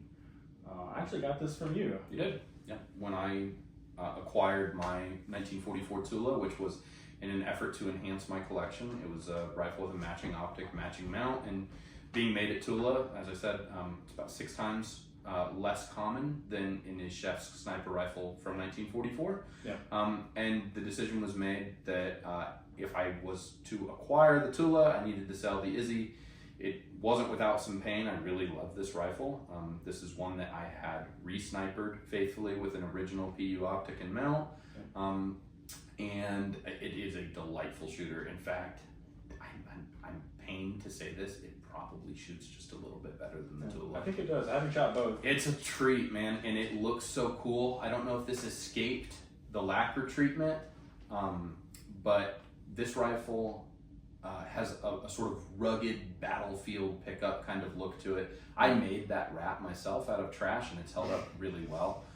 It looks great. It does provide some stability, and it breaks up the outline of the rifle if you're facing the muzzle, especially at distance, which was its intended purpose. But really, it looks cool. These weren't things that were standard issue, but there are several period pictures of soldiers sort of on an ad hoc basis, both Germans and Russians, developing barrel wraps for these uses, because it provides some soft landing surface if you're going to rest it on something.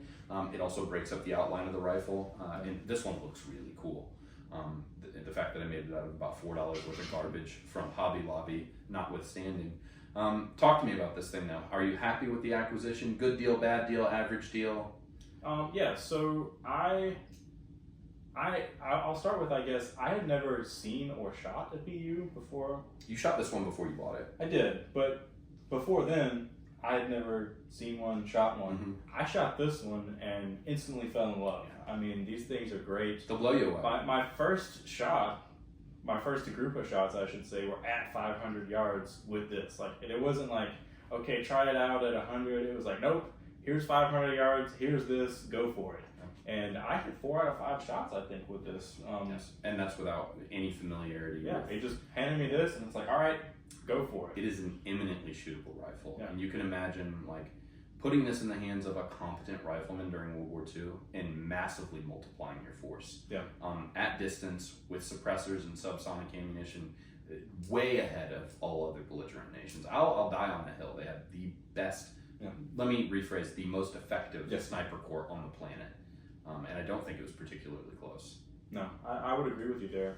The Russian sniper program, I mean, the rifles were great. The training was great. great. The tactics and the equipment were cutting edge, Yeah. way ahead of time, way ahead of. And just deployed in Yes. such mass quantity that Yes. you just don't see that anywhere else. No. Again, to illustrate the point, more suppressors issued than the United States issued rifles, and that's sniper rifles. But still, like, that's an amazing statistic. It sort of boggles the mind.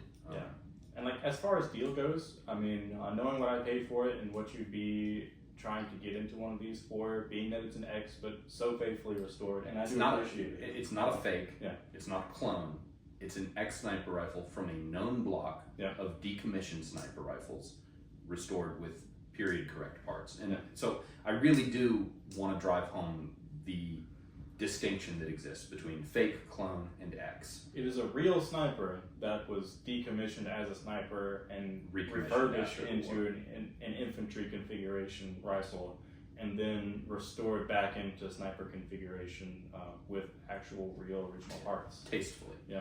It wasn't done with an NC Star scope. This is a real PU optic that I got from Estonia. Yeah. So yeah, I think the re-sniper job came out great. Trigger's amazing. What's Rifle up with that? What's up with the other scope? Same thing? Yeah, they're both PUs. Yeah. Why does it look like you have a slant and his is up top? Or they're just different? It's PUs smart. maybe? The rifle's canted. Yeah. The rifle's just It's, canted. yeah, it's just. Okay, I see. Yeah. But Same scope. Yeah, same scope. This one is in like more of a battlefield pickup configuration. yeah, the whereas whole, mine's the whole been rated. rifle just has that vibe. To It looks- where it just came looks straight so off the cool. battlefield. It looks so cool. And a good deal. I mean, I don't. Yeah, a fair price. Yeah. I'm not going to say I gave it away because I Yeah. didn't. It's No. a rifle I really did cherish, and still like maybe the best shooting surplus arm I've ever possessed. Yep. And one that I do miss.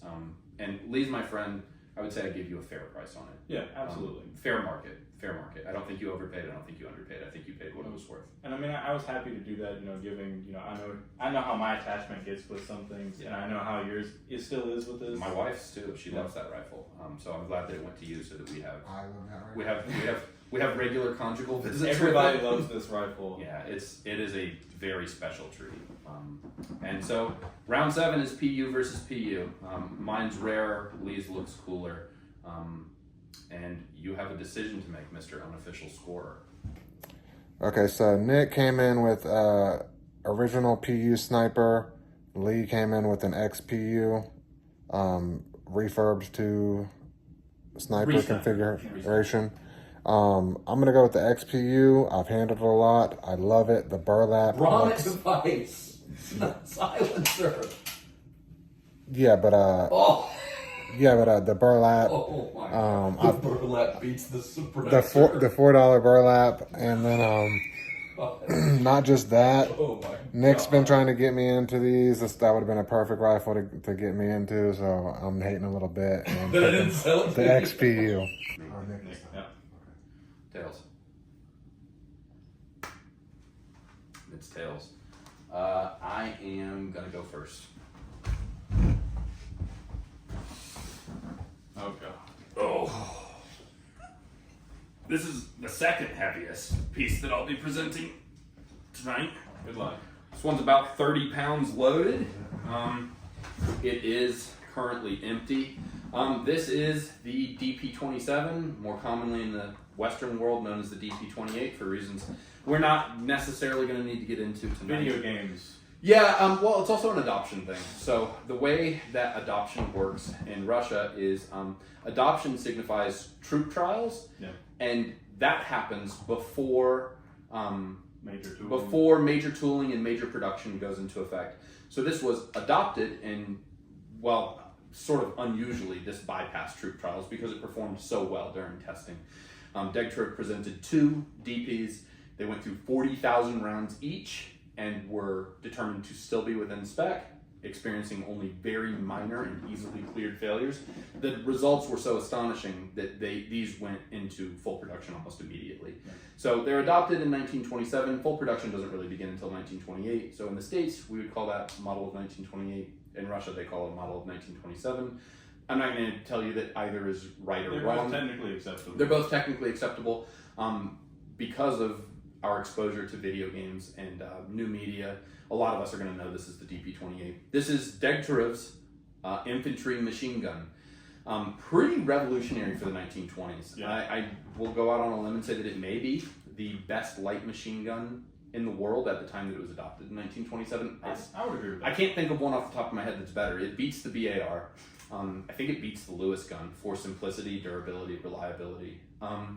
The DP27 is pretty remarkable system. It feeds from this Pan magazine, which does a really good job of mitigating rim lock issues with 54R. It's heavy, but it needs to be because it's designed for a sustained fire roll. And it needs to be able to soak up a lot of rounds without overheating, and this one will do it.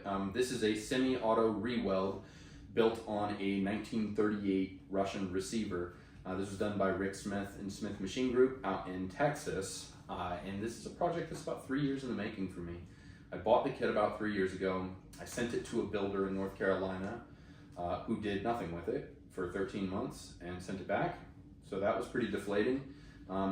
Rick Smith initially told me that they weren't going to do any more DP builds or that they had no immediate plans to. While this was in North Carolina, not being built, They announced a build session at Smith Machine Group, and I missed that build session. I wasn't able to get in. And I wrote Rick after I got the kit back, told him sort of like the bad luck that I'd had. I sent this to a builder in North Carolina. It sat for 13 months. They didn't touch it. I know I just missed the build session. It had just closed like 6 weeks before. Yeah. And he said, if you can get me the kit this week, I will add you to this build session. It was a really cool move on his part. Really cool move on his part. So I sent the kit out February of this year. It's back to me about 2 weeks ago now. And we took it to the range, performed flawlessly. We had no malfunctions.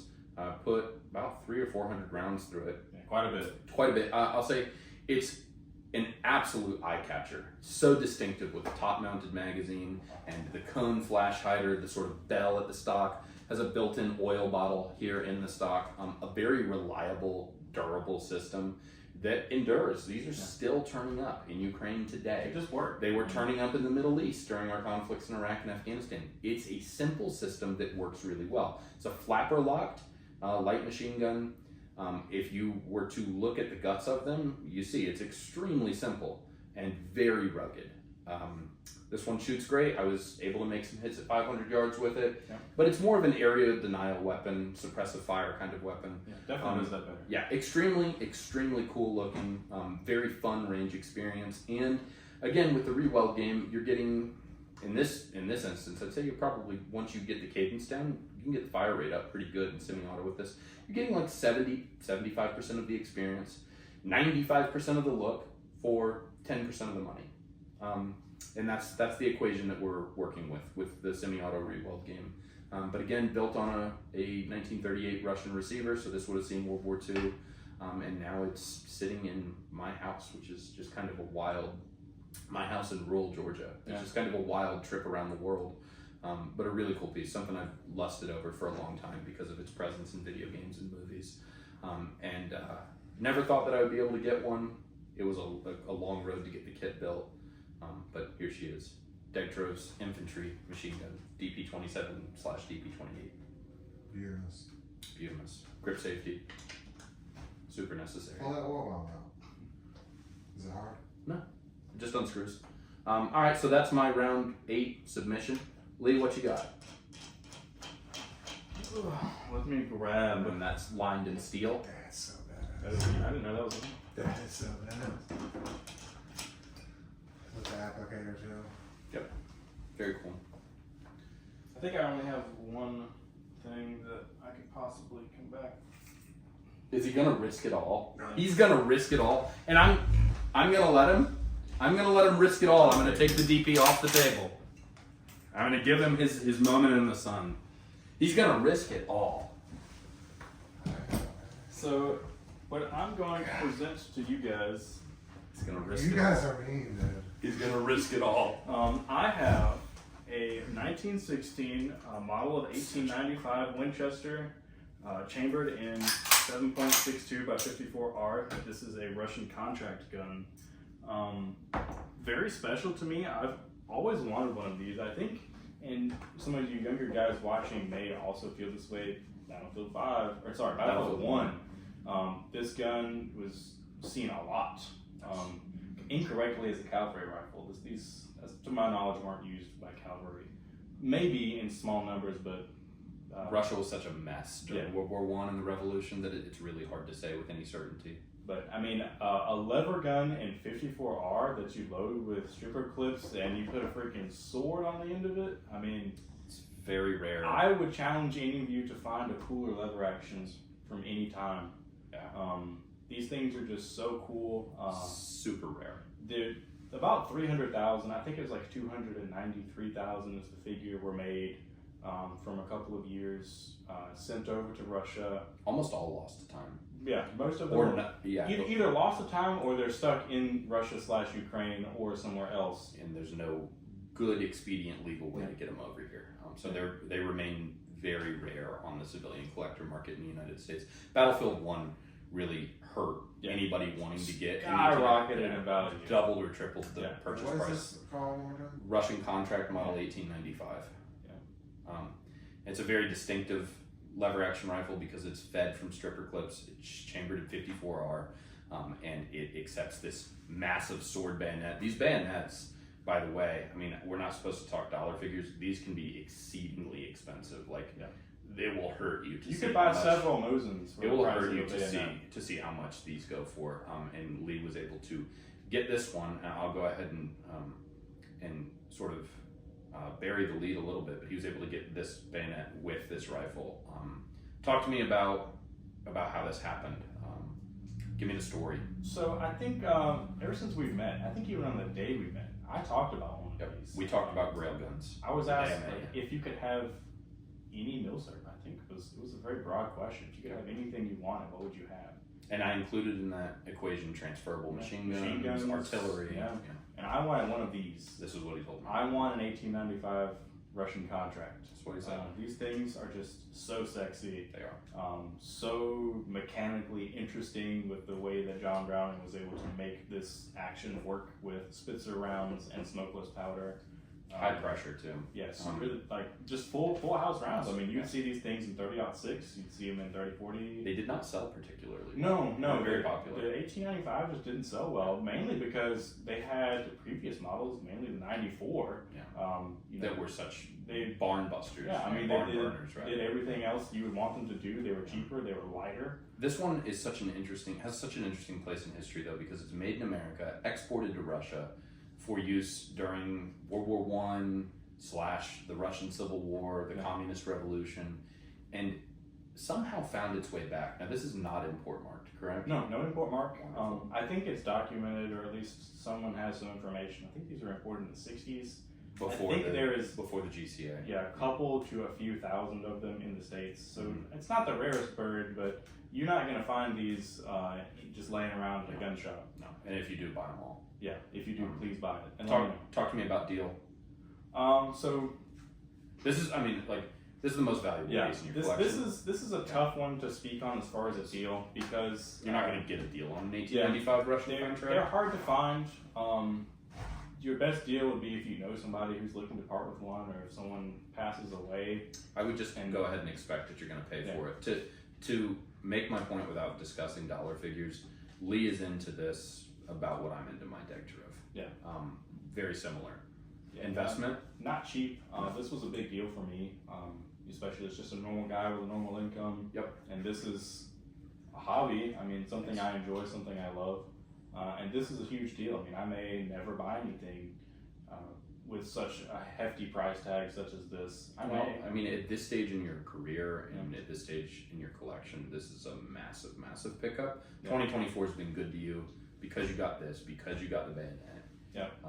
This is your standout pickup. I mean, I pretty much was like not looking. I lost an auction on one of these that I was kind of upset about, but understandably so. I was just looking around on the internet one day. I checked one of the auction sites on an upcoming lot, and I found big auction. this. Yeah. Yes, I found this guy, and I messaged you that night. I'm like, "Yo, look at this!" And I saw that it had a bayonet. Interestingly, the bayonet wasn't pictured. No, which was a huge boon for you. Yeah. Major advantage for you, because it was only described in the description. There were no images. About 4 words. Which this particular auction house knows what they're doing. Yeah. They're one of the big ones. It was a mistake. Yeah. It was a cataloging mistake to not photograph the bayonet. Bayonet, I mean, these can go for $1,000. Yeah. These bayonets can go for $1,000, and they didn't photograph the bayonet. They did say in the listing that it was there, and you read the listing in its entirety, and that was a big advantage to you as a buyer. Yeah. I remember when we strategized about this particular piece, because there were a couple others going within the same auction, or the same month. There was one other in the same lot. Yeah, and we sort of strategized on what to do, how to marshal your resources, what the best play was, and we came up with a figure that we were pretty sure would win. Yeah. We were dead on. I mean, we couldn't have been much more on. We pretty much guessed exactly what it would take to win it, and you were able to come up with it and make it happen. Won that auction. I was super happy. I think I was at work, and I was somewhere. I was at work watching doing work, and I was in somebody's office with my phone. Am I gonna win my grail gun? I don't know. I was watching it, and I was doing a fist bump for you when it happened. Yeah. Got the notification that I won this guy, got the invoice, and the wait killed me. I had to wait like 2 or 3 weeks. 2 or 3 weeks, not 3 years. It felt like 3 years. After you paid for it? After you I paid for my Degtyarev. I paid for my Degtyarev and then waited 3 years. Yeah. Amazing. but Well, isn't a lot of the cost in the... about the same monetary value, I think. No, I'm But- saying isn't a lot of the cost of that in the repair though? The kit is less expensive than the labor to put it back together. Yeah, the labor is the more expensive part, but I had to pay for the labor up front. Yeah. So, like, as far as a deal, this wasn't a deal. This was an opportunity. Yes, that's a good way of looking at it. And I took it. I'm gonna push back just a little bit. Yeah. Because you got this. That's a little and bit. I'm gonna say you didn't pay for it. No, it You came didn't for pay free with the gun. Yes. And what I mean by you didn't pay for it is the winning bid does not reflect the fact that this was included. No, These are rare, You would see rare a items. significant increase in hammer price to one with a pictured bayonet. Which is a cataloging mistake that this house doesn't make. So. This example in particular has what I presume is some battle scar damage here on the bottom of the handguard or the forestock. Very old damage. I'm not exactly sure what happened, but it happened a long time ago. So somebody may have dropped it or something may have. You're not going to find a car. replacement. Leave it Yeah. be. Yeah, just accept that it's part of this thing's heritage and history now. Yeah. An extremely cool piece, man. Any closing words before we rack it? If you guys have played Battlefield and you like milsurp, try to get one of these. They're really cool. I love pulling this out every time I'm at the range. Yeah. Everybody always asks me, What kind of Mosin is that? yeah, I have literally been asked what kind of Mosin is this, and some people they see the bayonet sticking off of it and they go, That's weird. that's not a regular Winchester. Right. So it's a really cool piece, a lot of money, but worth it. I have no regrets. What's the about this capacity and chamber? It's 5 round and 7.62 by 54 R. Same as the deck turret. Same as the DP. as a Mosin. As a Mosin, as an SVT. Yeah. Where we All right, closing up round number 8. I'll move the SVT. Nick came in with a very impressive DP-27. Just a very unique gun, the look of it. You know, a light machine gun for that time. Very impressive build. But then Lee comes in with a Russian contract, lever gun, made in America, built for Russians. I mean, another 10-10, man. Yeah, this one's only. Tails. Heads. Lee, you're going first. Okay. I'm tired of going first. I bit 3 in a row, so. Okay. I'll pull one, and I think I know what you'll pull. But I'll pull this guy and this. You could do this by the sling. I'm not gonna. Okay, just an idea. I'm not gonna rack it. I have what presumably is a 43 date, 1903 A3 Springfield. Don't and- sleep on the manufacturer, dude. Yeah, this is not just any 1903 A3. This is a Smith Corona produced. So this is a typewriter gun. Yes. So Smith Corona, for those in the know, is not a gun company.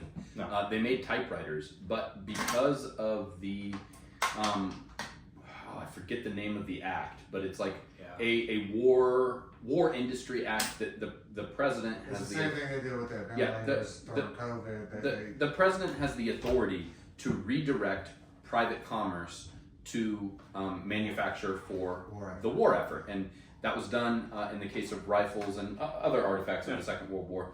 But so this rifle is made by a typewriter company. It's pretty rare, and a really interesting historical footnote to have a military rifle made for a typewriter company. This is pretty late also for an 03. Yeah. This is like 1943 is mid-war. Yeah. As to where and when it would have served, I mean, I would guess Europe, because if it was in the Pacific, I would expect more corrosion. But all this stuff was probably re-arsenaled after the war, so it's just tough to say. Yeah. But it's a World War II Smith Corona 1903 A3 Springfield.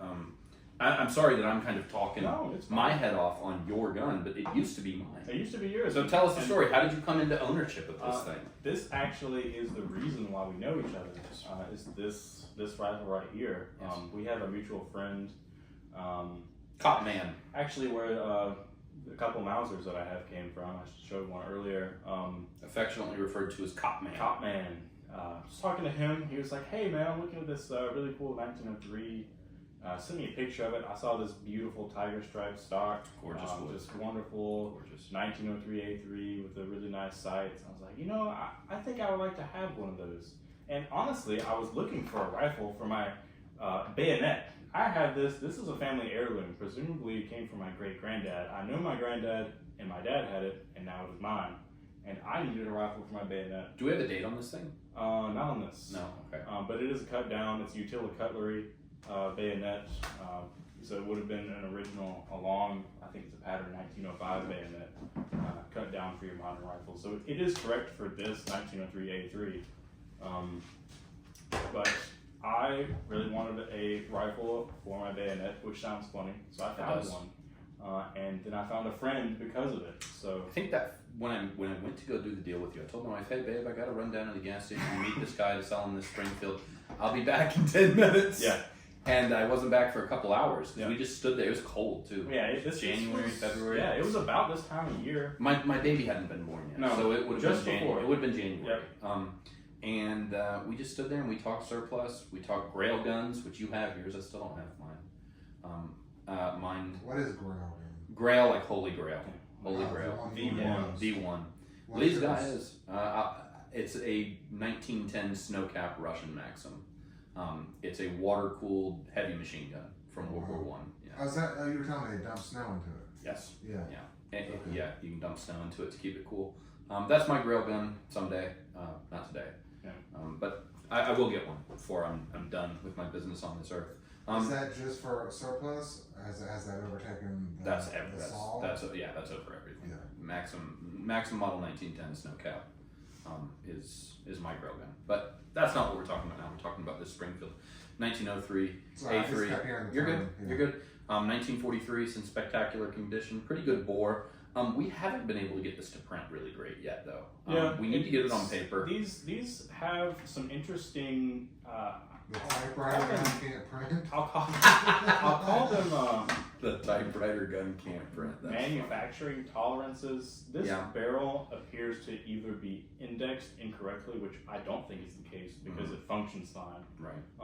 Or what I suspect is that the slot for the key that holds on the front side ring was machined off center, which you could understand if they're trying to pump these out.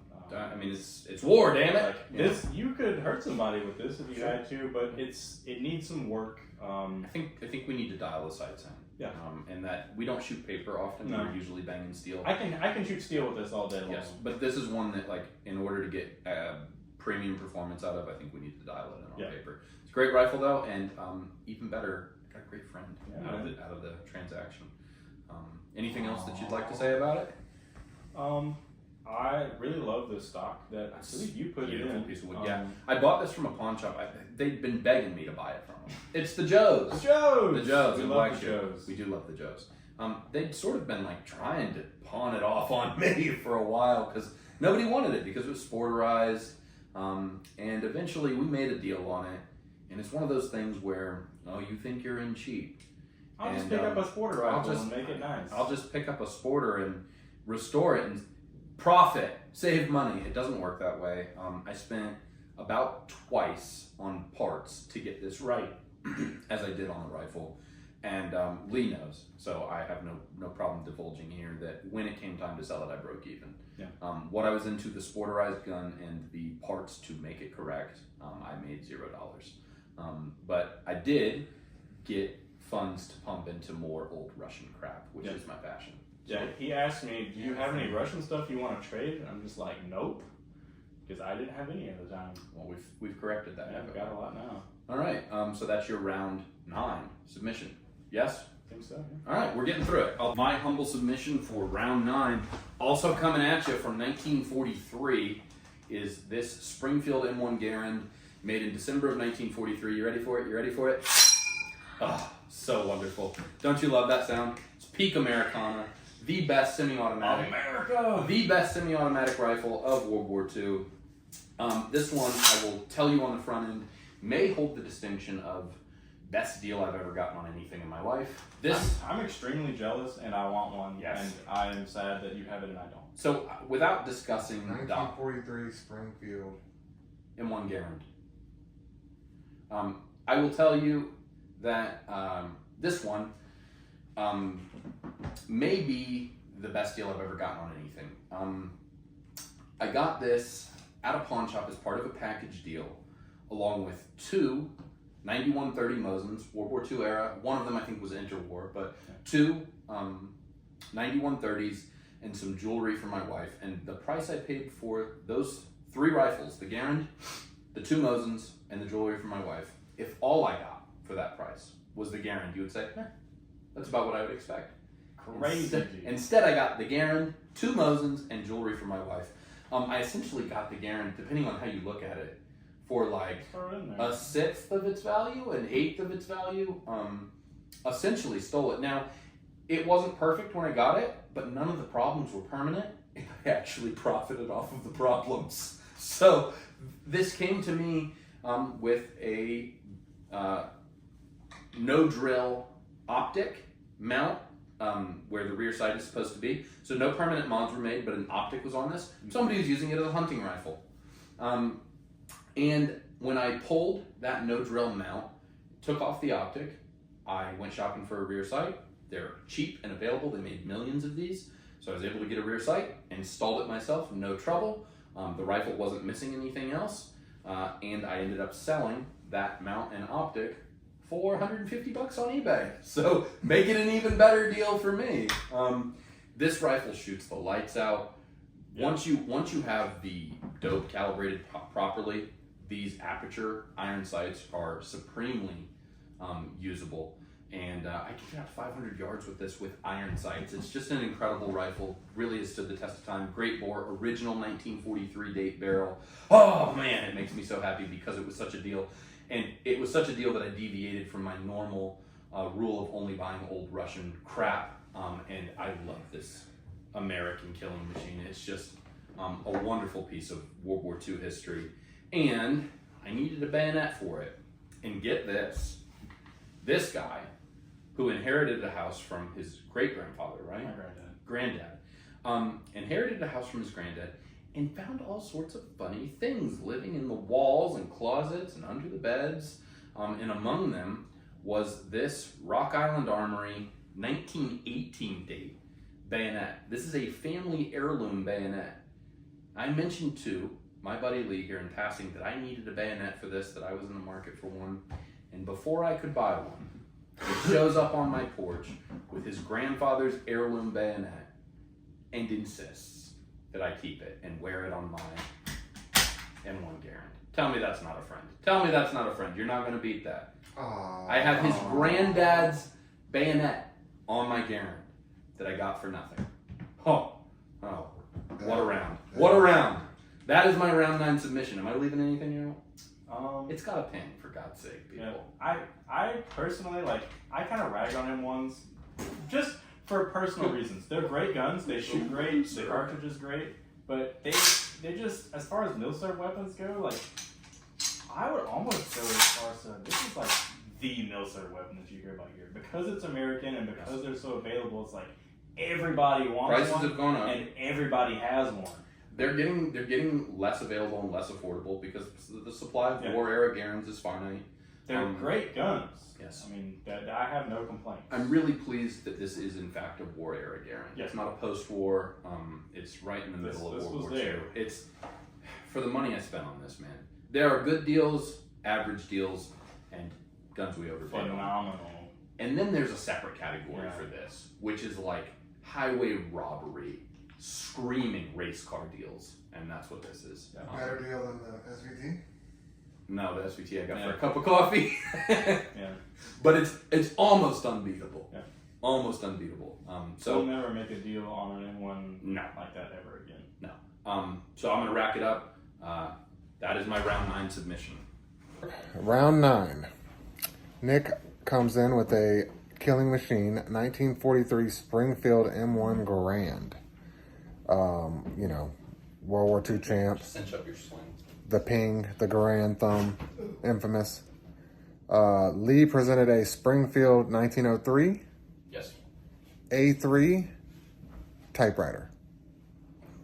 It's not a typewriter. A typewriter manufacturer made the gun, which is very interesting. But I think in this particular round, I'm going to have to give it to the Garand because I'm wearing another World War II champ here. So, there we go. The bias. Tails, keep it consistent. Tails never fails. Indeed, it does not. I think that I'm going to kick this one to Lee. Okay. See where he goes with it. We're almost done. We got 4 rounds to go. We're through 10. We got 4 to go. I love this bad boy. Feeling a little adventurous.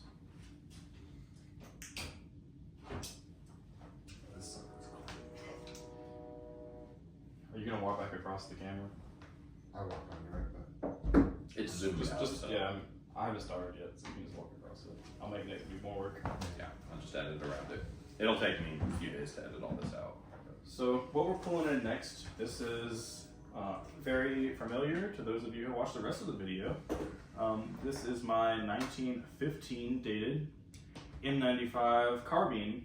This one being a Budapest manufactured, you know, there's 2 major factories producing these, Steyr and Budapest. This one came out of Budapest. It is an original carbine. This was not a cut down conversion, and it is also in the original cartridge of 8x50R. This is another example of a weapon you would get from RTI. This was during the same time that you had bought your Enfields. You opted for this instead of an Enfield. Same price. Yeah. Same price. I had the long rifle M95 at the time, and I wanted a carbine to complement it. And it's interesting that this carbine is a year date earlier than my rifle. Same post, it's a WN acceptance stamp, but Still healthily in that World War I window, Yeah. so it has some really wonderful historical provenance. yeah, this gun has the same story where it was collected up by the Italians and then sent to Africa. The AOI stamp on this guy is right here. It's a sanded off, which I find interesting. Presumably, it would be an Ethiopian person would have gotten a hold of it, and maybe in spite of the Italians, decided to get rid of that mark. I mean, As an act of Yeah. like passive rebellion, maybe. yeah, they did could not be. like the Italians. Yeah, could be. Could be Um, some political sentiment buried in that. Yeah. So I mean, because the rest of the stock is fine, Mhm. and then But right there, that's somebody consciously this is divoted into the obviously stock. sanded out. Yeah, to try and take it out.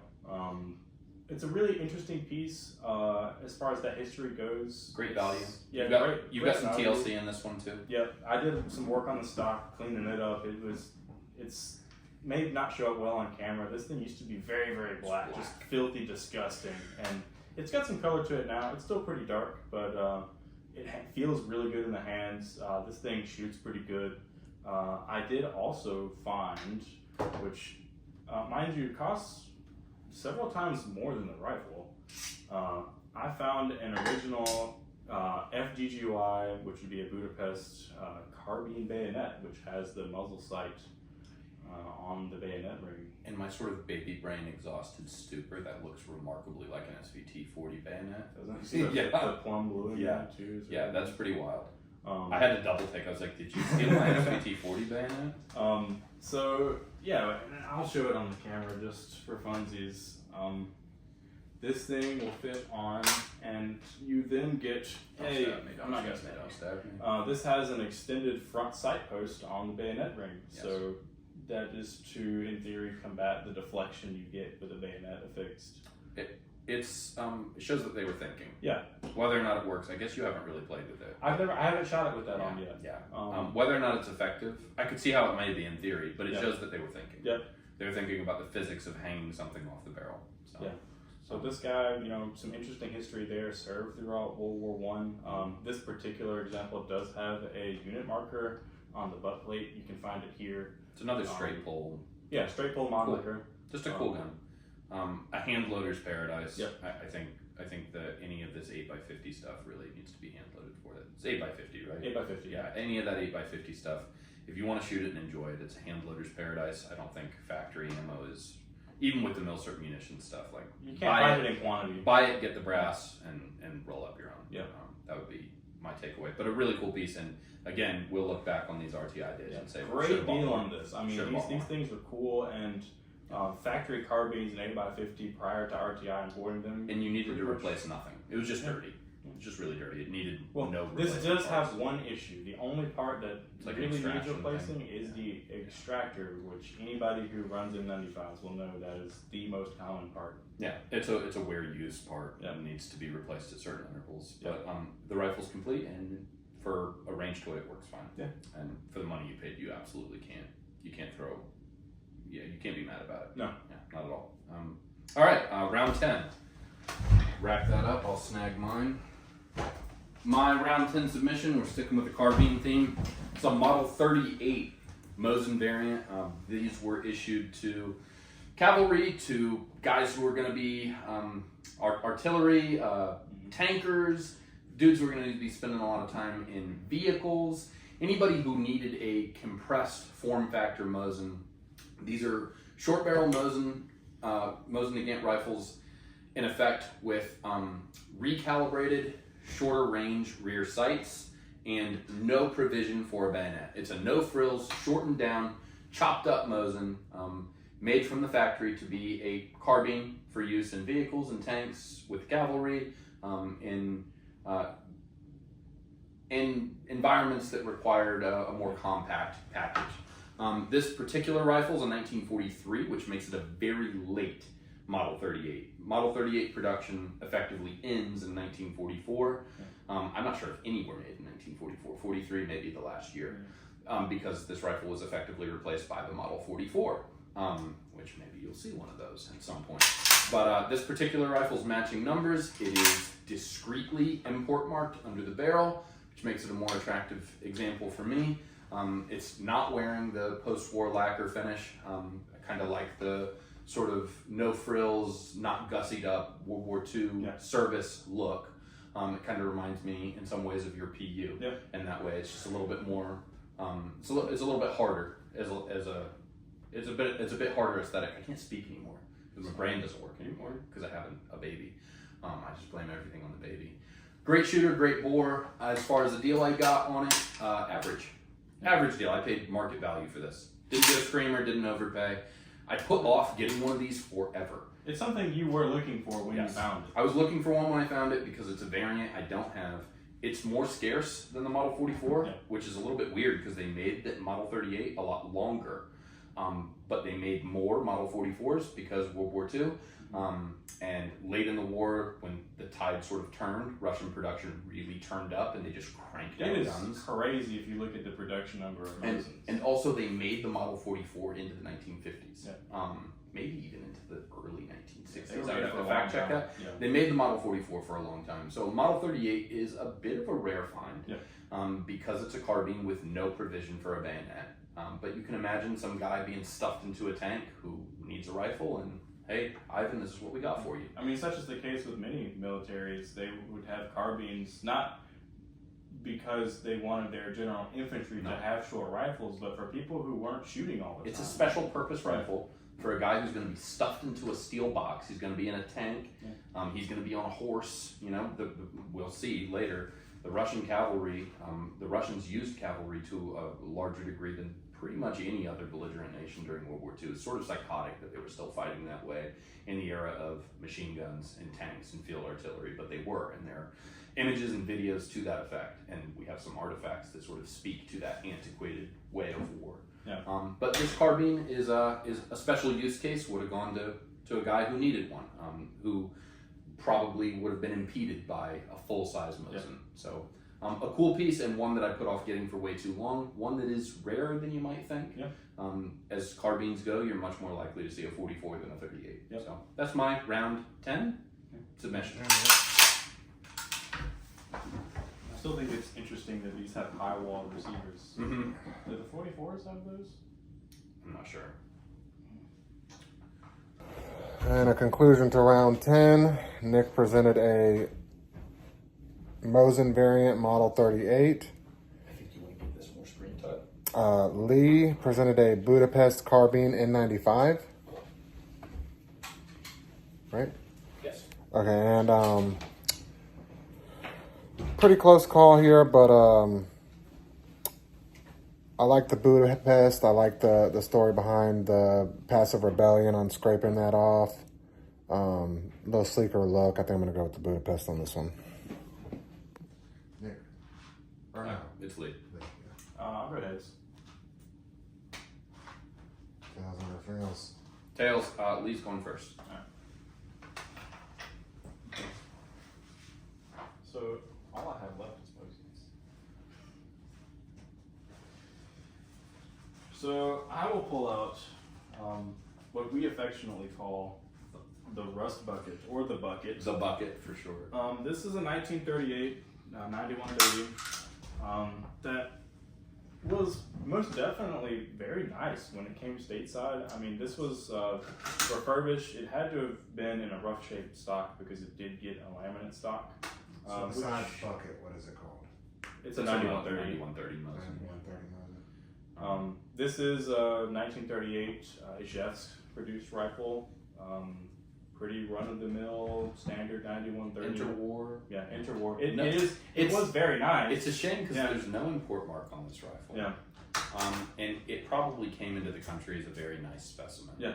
However, somebody, not us, somebody at some point in this thing's ownership history left it in a rifle bag, and moisture accrued inside of that rifle bag, and it got all sorts of really nasty corrosion. That, as you remember, I said earlier in the video, I'm pretty handy with the sandpaper and the Dremel, gunsmith, if you will. I will roll in some before and after pictures because the cleanup job that I was able to do on the receiver actually is pretty impressive. Yeah. Like, it constitutes a massive improvement. Brought this rifle back really from the brink. Yeah. It was super, super nasty. Like, you could have shown that to people and they go, ew, I wouldn't shoot that. You thought it was a different gun when I showed you did. before and afters. So I'll tell you, this 9130 is not a rifle I ordinarily would have bought. It came to me in a package with the Garand and another 9130 This is one of those. in a deal that I could never refuse. And I knew when I got it that one of two things was going to happen.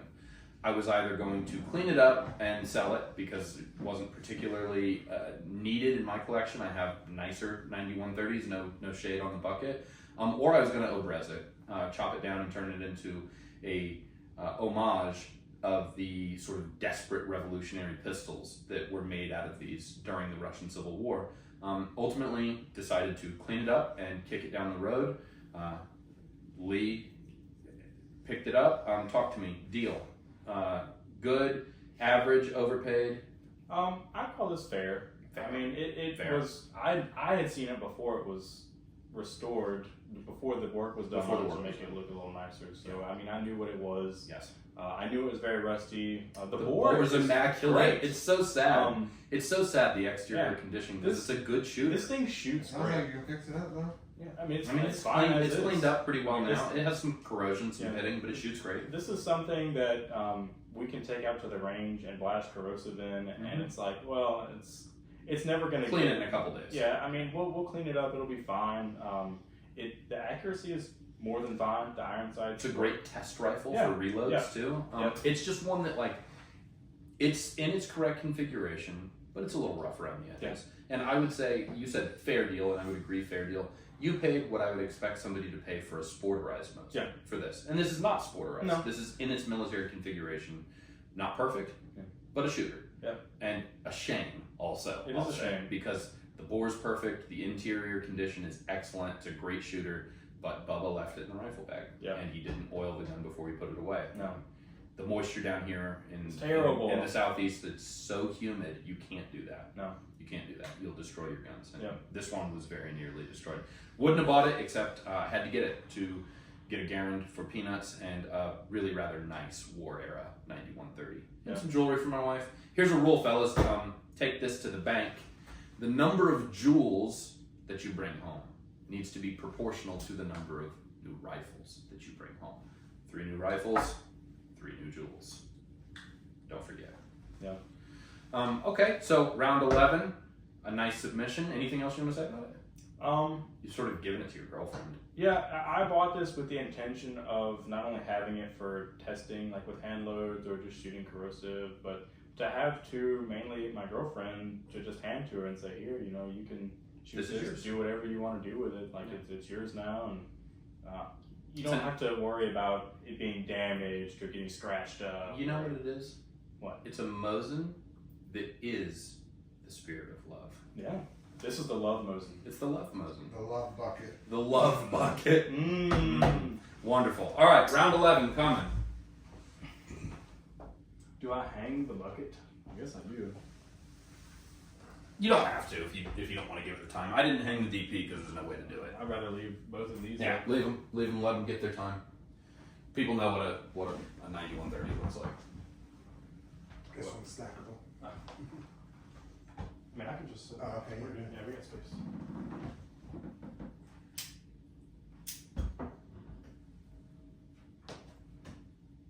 All right, round 11 coming. I primarily focus on pre-1946 Russia, Soviet Union and Imperial Russia for my collection. Post 46, I lose interest pretty quickly, and I really don't buy stuff that's not Russian, except on rare occasion. I've got those couple of infields, I've got the Garand. Most of the stuff in my historical collection, like the overwhelming majority, is Soviet or Imperial Russian. This isn't, except it kind of is. So this is a post-war handgun, made in 1962. This is a Makarov, which would have replaced in service my beloved Tokarev. Yeah. The Makarov is a pretty simple 9x18, simple blowback pistol. It's reliable, it is effective enough, double single, double action first shot, single action after. This one is pretty interesting. It is East German. So those of you who know your history will know that after World War II, Germany is effectively conquered and divided into two. The Allied powers handle reconstruction and administration in the West, the Allied powers being like America and Great Britain, and the Soviet Union takes East Germany. And they maintain control of East Germany until the fall of the Berlin Wall. So post-World War II, East Germany is like West Russia. It's not a bad way of thinking about it. So this one was made in East Germany by East German machinists who were put to work forcibly by the Russians. Hey, we beat you, now you build us guns. And so they did, and they did really a rather nice job. The East German Macs are known to be among the best, said to be better even than the Russian military Makarovs. They're made to exacting standards. You've seen me shoot this one at 100 yards. I'll say it's kind of snappy. It's kind of a snappy shooter, like more than you would expect. 9x18 has some ass. It's not 380 auto. And being just blowback, I mean. Yeah, being just simple blowback. It jumps around a little bit. It's something that like I will maybe put 50 rounds through, and after that I'm like, I'm good. I'm done. I don't really have a great desire to mag dump this thing all day. But it is a really wonderful shooter, and as surplus goes, like you could carry this and you wouldn't be too far behind the curve. It's what, a 9+1, 8+1, pretty competent caliber, double single action, very reliable. And Get the job done. It gets the job done. This one's in spectacular condition, very discreetly import marked. I thought it was not import marked until I studied it really closely. Very small, very fine on the inside of the grip, which like if you've got to do it, that's how you do it. Yeah. Great shooter, really cool piece, kind of completes that story. Like what happens in the division of Germany after World War II, what happens after the Tokarev falls out of fashion. And eventually I need to add an SKS. That's what this piece tells me, is that eventually I need to tell the rest of that story and get a Russian SKS. Russian Makarovs are almost unobtainable, very, very expensive because of the political atmosphere surrounding the importation of Russian goods. They're just hard to get. I'm not talking about Russian commercial pistols, I'm talking about Russian military pistols. The ones that are here snuck into the country and they're very expensive. So East German, pretty damn close for a lot less money. And East Germany is a country that doesn't exist anymore. So just a cool piece, a good shooter, and that tells an interesting story in the wake of World War II. Round 11 in the can. We'll turn to our unofficial scorer. Welcome back to Chris Knows Surplus. Round 11. Nick's submission was a post-war Makarov. Lee's submission was a Mosin 9130, aka Love Bucket. I'm gonna go with Love Bucket on this one because That's outrageous. Outrageous. you know they call me the Mudsmith, and something with the Mudsmith and the bucket just resonated with me. So there you go. It's average quality of acquisition. Yep, tails. Never. Oh, it did fail. It's heads. Lee, what do you say? I'll let you go. Ooh, all right. It'll be quick and dirty. My round 12 submission will astonish no one. It is part 3 of my all-time deal of the century. This is another 9130. This one's made in 1942. One interesting footnote about this rifle, maybe the only thing that's really remarkable about it, because otherwise it's just a war-era Ishevsk rifle, is that this one has some really beautiful plum finish on the metal. Yeah. It's difficult to see on camera, but it's a plum purple. Yeah. It's like different than the receiver. noticeably different than the receiver. And I think that's a really, number one, it's historically interesting. Yeah. Number two, I just think it's beautiful. It It's a beautiful color. It's like a dark cherry plum. Mm-hmm. This one was made in 1942, so it's an early war gun, would have seen the entire conflict. It's in really nice arsenal refurb condition, discreetly import marked. And matching numbers, I have the bayonet for it. Bayonet does not match, unfortunately, but it's otherwise a really nice wartime Model 9130. I don't think I have anything else to say about it, except that when you factor in the Garand, the jewelry, and the bucket, I got it for free. Yeah. In my interwar 1936 9130. If you can't Really tell, pretty gun, actually. we really like Mosins here. Yes. This actually was my first Mosin. It was. My first Mosin I ever got, and I got it from you. You did. Um, This one's notable because it has something that almost none of my 9130s have it. It's the Yeah. only one I've seen, in fact, that has it. What's this one got that makes it special? this has a matching serial numbered bayonet.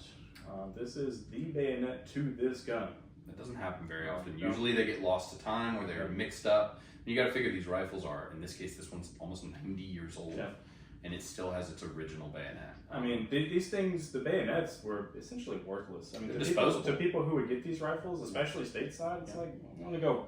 I'm going to go target shooting or I'm going to go hunt hogs with it. I don't I'm not- need this. Right. But this one has somehow, despite the odds and the years, maintained its original matching bayonet. Yep. Yeah, which makes an otherwise run-of-the-mill interwar 9130 pretty nice interwar 9130. It makes it pretty exceptional. I just have not seen a lot of matching bayonets. I haven't either. Talk to me about acquisition. How did this come to be? I think I was looking for a Mosin, and you were looking to part with one. Because I just bought the Shot to Leroux. That's why. That's why. I remember now. So I was in the hospital. I'd won the Shot to Leroux. Yep. And I was like, ooh, that was more money than I probably should have spent since I just had a baby. Lee, do you want to buy my 9130 interwar matching bayonet? And you said yes. And I said, good, I can pay for my Shot to Leroux. Anytime, you need a backup, Well, whenever I want to enhance my collection, there's a couple of people I talk to first. Yeah. And they're people who, like, I would prefer to see the stuff go to, Yep. so that I can get conjugals. I want to see it. Here it is. I want to play with it again. Mm-hmm. And you know what I mean. And so Lee is always my first call when I have surplus that I'm looking to divest of. I'm not a wheeler dealer, somebody who's looking to buy and sell. Yeah. The only time I'll really sell a surplus arm is if it comes with an opportunity to enhance my collection by getting a nicer condition example, or an earlier date, or some idiosyncrasy that makes it more attractive to my collection for some reason. Otherwise, I don't sell stuff. Like, people will ask me all the time, hey, how much do you want for that? And it's like, not for sale. Yep. Thanks, no thanks, right? The only time I'll make an exception is if I'm looking to enhance. Yeah, we're not in this game to buy stuff and make profit off of We're it. looking to get someone into It's it. to enjoy it. Well, no, I want to spread the sickness, and I think that you would really enjoy it, Chris. Yeah, I mean, Chris knows surplus. This night Have you not been paying This attention? night is getting me in here. He's gonna have a milsurp before you next week. I hope so. I really hope so. I'll help you find one. I'll help you find your first one. We need to figure out what all you're these into. Mosins, come on now. They're all. I just don't. All Have one. I these don't have one to Mosins? spare. Yeah. I really don't have one to I spare. hear you out of 10. I hear you. They're all special too. Yeah. Anyways. Um, Oh, are we done? No. Oh, go ahead. Sorry. So I mean, we can talk value on this because I think we've discussed the history behind Yes. Mosins Sure. pretty extensively. I think I way overpaid for this. You did? Um, I don't feel really bad for you though, and I'll tell you why. Yeah. I'll tell you why I don't feel a ton. Maybe you'll disagree. I don't feel a ton of guilt because I asked you. Yeah. Do you want it? You said yes. No, I gave you a figure. And I didn't quote a figure. Yeah. I said, what will you give me for it? And you threw out a number that I couldn't say no to. Oh, no, yeah. And you probably did overpay, Lee. No, absolutely. I know I did. Why? I knew instantly. Why did you? Is my question. I never bought a Mosin. You never bought a Mosin. I wasn't familiar with the value. I I understand. mean, the matched bayonet was particularly. It is a special. It's a special ring. Yeah, that was valuable to me, and Yeah. I mean, I wanted to make it worth your time. I know you don't like to part with stuff, so I don't, but This one looks like it's got a matching bayonet. that bayonet can't be removed. it's attached Yeah. to the rifle. No, I would agree. I would say that you overpaid Yeah. on this one. But you got a really nice. I paid rifle. gun show price. You paid a gun show price, Yeah. right? Yeah. And I wouldn't have quoted you that price. No. But you opened. Yeah. And there was no reason for me to counter. I was very I happy knew with your opening. I knew you weren't going to say no. No. And so you got the rifle, right? And so, like, this is kind of the law when it comes to this stuff. You never overpay for a gun if it makes you happy. Yeah. Right? And this was my first Mosin, and I've since bought 2 more Mosins. I love shooting this one. But Gateway drug. It looks very pretty on the wall, which is where it was here. It was That's, on the wall. I didn't shoot it a lot. It was a display gun Yeah. for the most part. But it looks really nice. It shoots well. Yeah. The matching bayonet is super cool. I don't have any complaints about No it. buyer's remorse. No. Okay. Well, then you didn't I overpay. was- You overpaid, but you I don't was- overpay so long as you're happy. I knew with what as you're soon done as we had done our deal, I was like, that's a lot of money for a 9130. Yeah. But I was like, I don't regret it.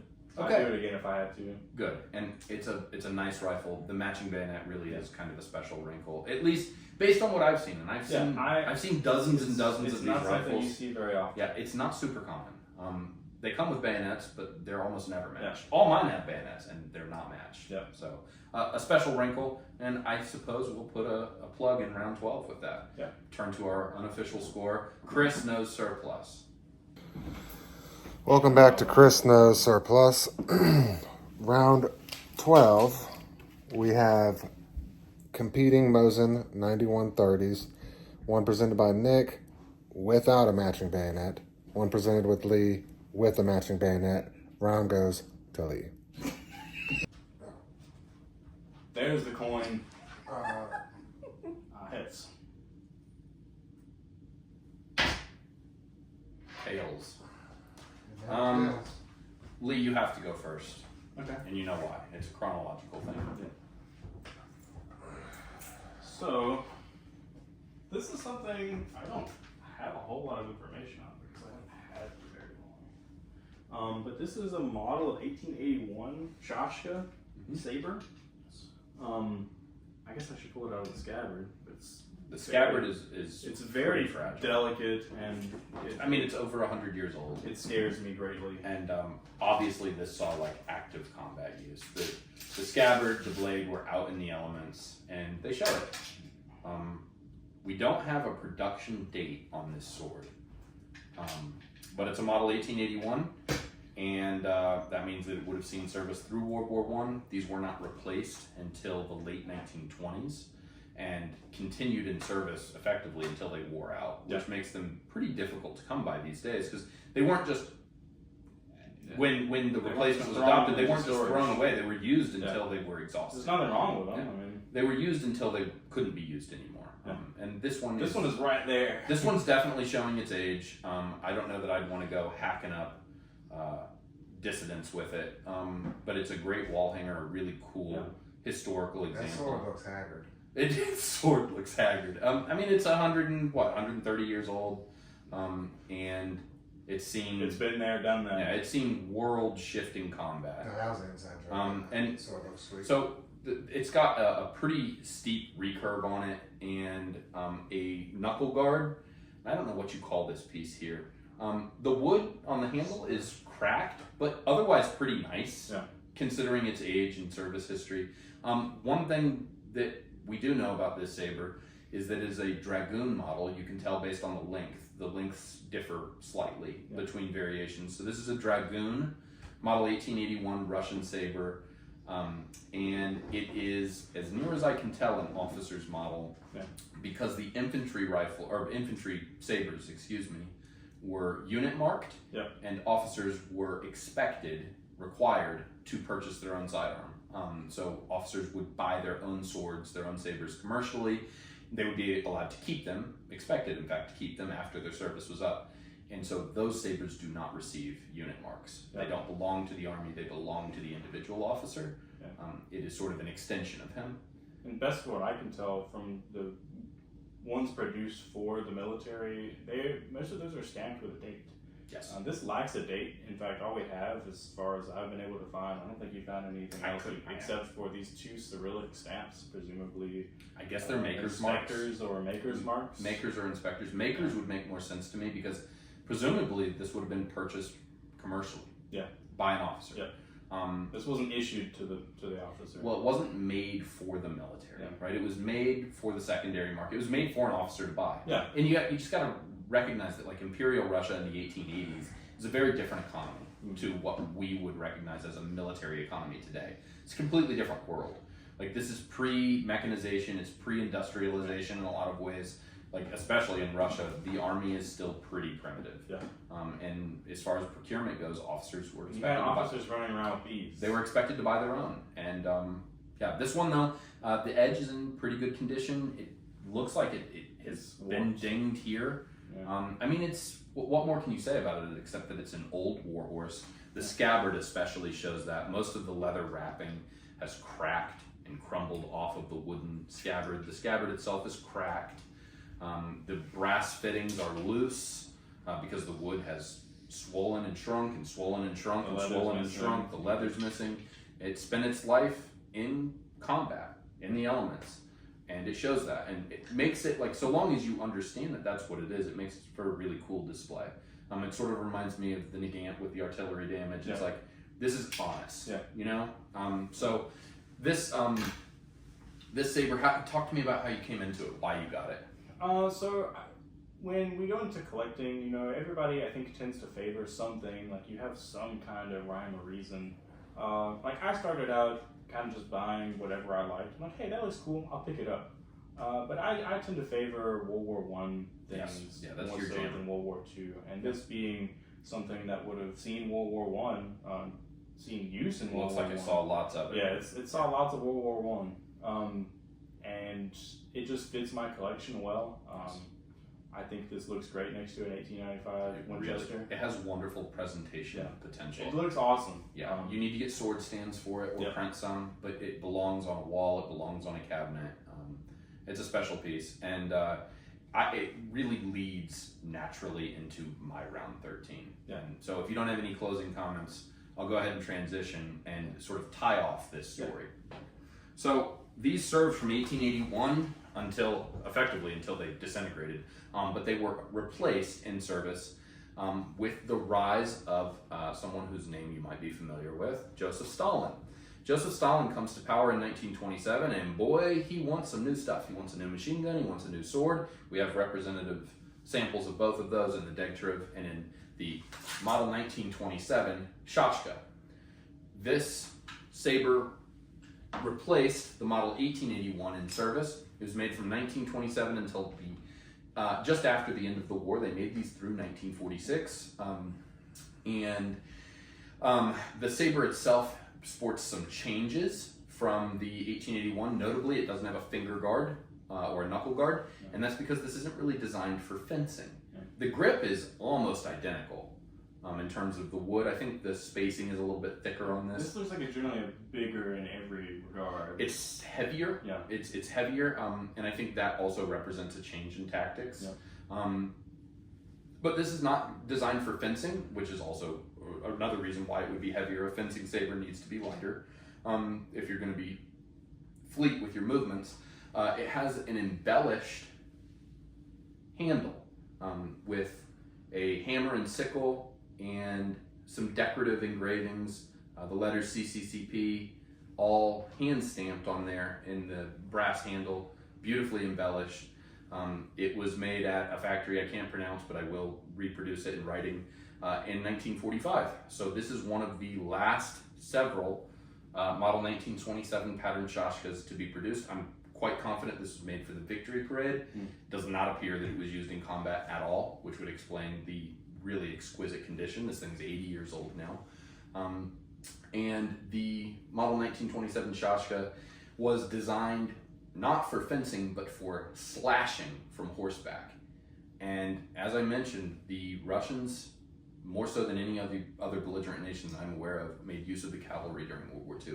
There are some wonderful historical photographs that I will roll into this part of the video of Russian cavalry charging hills with SVT-40s slung on their back and sabers drawn. And on the other side of that hill are Nazi machine guns. It's a psychotic way to fight a war in 1943, 1944.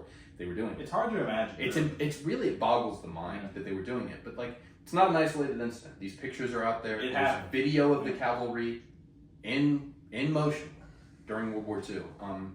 Not so much the sword, but I wonder if the horses aren't a smart tactic. I mean, you know, you have these big tanks that aren't very maneuverable. They're independent of the need for diesel or gasoline. They don't need fuel. You just gotta feed them. I mean, I can see why you use horses. Maybe they used them pretty extensively. Maybe not the saber so much, but yeah. So they would produce these through 1946. This is a 1945 model.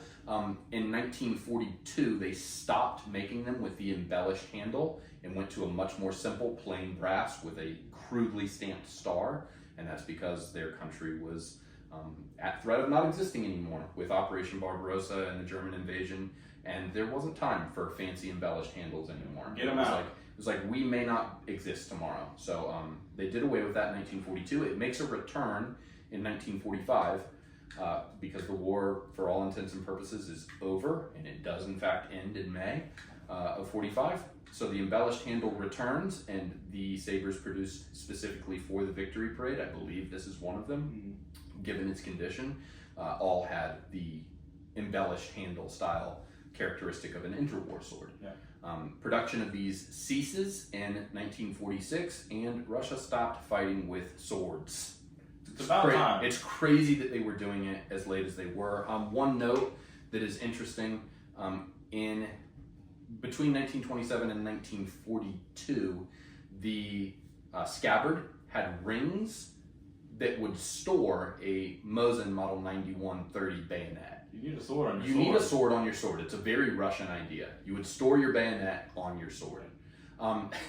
Sort of hilariously, it's pretty crazy. in 1942, 1943, they decided that, wait a minute, that's a little antiquated. We're no longer going to store bayonets on the swords that we issue you to use in combat. Yeah, that makes sense. It makes tons of sense, right? These are exceptionally rare pieces. I've been unwilling to pay the prices they go for, and if the Garand wasn't my all-time greatest deal, this just might be. We don't talk money, at least not in this show, or this iteration of this show. We don't talk dollars and cents. I paid substantially less than this is worth on the open market. I got it at a mixed tools and household goods auction. There was no other militaria in the auction. It was vintage alarm clocks. It was record players and assorted tools, pots and pans, awesome antique Russian saber. And thankfully, nobody else really knew what it was. I got it for very nearly the opening bid. It makes me extremely happy. Displays super well. Condition is exceptional. Quality is exceptional. The embellishment, the history, the fact that this is the last sword Russia really used in combat, and the fact that this is such a pristine example, it makes me way happier than it should. This is my round 13 submission. Model 1927 Soviet Shashka. And we'll turn to our unofficial score. We got one round left. Welcome back to Chris Knows Surplus. Clearly. He knows it. Russo Sword Old, presented by Lee. Russo Sword Last, presented by Nick. I'm going to go with the last sword. That has a good ring to it. Tails. Oh, it was tails. It flipped twice when I dumped it. You want me to redo? What was that? Let's get a coin toss. Tails. Heads. Lee, you're up first. I want to finish strong. I went to go flip it over, and it went to tails. And then Chris Knows Surplus is also explaining how coins work. Chris Knows Coins. Chris Knows Coins. Spin-off podcast coming. Q1 2025. Chris Knows Coins. Chris Knows Coins. Milsurp Russo swords. The new sword versus the old sword. So I have for you guys it's a 45, Yeah, 1945. 45 date Russian M44. This being my latest procurement. When did you get this? I would say about an hour ago. You sure you want it? I'm sure I want it. It's coming home with me, and I'm gonna cradle it and fondle it a little bit. I mean, yeah, I like it a lot. It's a pretty standard M44. Very late war. Yeah, very late war refurb. It's got a pretty big import mark on the side of the receiver, but it's doesn't bother me very much. You can't really see It's it hard to get around unless these you. days. Yeah. You kind of have to hunt for one that is not obnoxiously This is import marked. 9130? Model 44.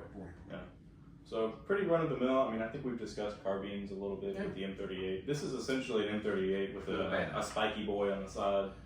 Which like adds some complexity to production. Yeah. It adds a lot of weight to the system. Yeah. I'm not sure that it adds a ton of practical advantage by 1944 No. in the era of the submachine gun, in the era of I urban really- combat. I'm not sure that a short carbine with a bayonet served the purpose they meant for it to serve. Yeah. But it remains a really cool historical Yeah. system. And the only reason that Lee came into this one about an hour ago is because I came upon an opportunity to enhance my collection with a non-import. So I jumped the gun on a non-import, and I need to replace some funds. It's an opportunity for me to enhance my collection. It's an opportunity for Lee to get something he's been wanting. Yeah. So Lee is the proud new owner of this Model 44, Yeah, the and one- mine will be here eventually. The one you got also has the folding.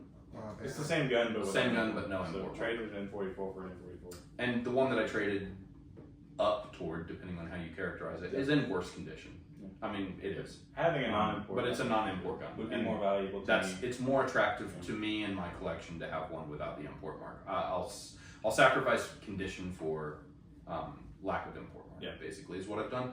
But no, we've talked out carbines. This would have been issued to tankers, guys who needed a compact rifle. The bayonet is an interesting choice. The fact that it's permanently attached is an interesting choice.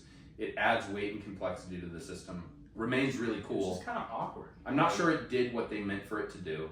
They would I like produce. this attached, though. They would produce You it. just talked about how often those were lost. Yes. You know what I mean? Yeah. That's why. That's why it's attached. Yeah, but I'm just not sure that you need it at all. No. By 1944, I'm not sure that this is the solution. If anything, they should have made more Papashas, more. I think PPS that would have been a 43s. better use of That would have been a resources. better urban combat system. The PPS 43 in particular, being high capacity with the folding stock, is a better tanker's sidearm.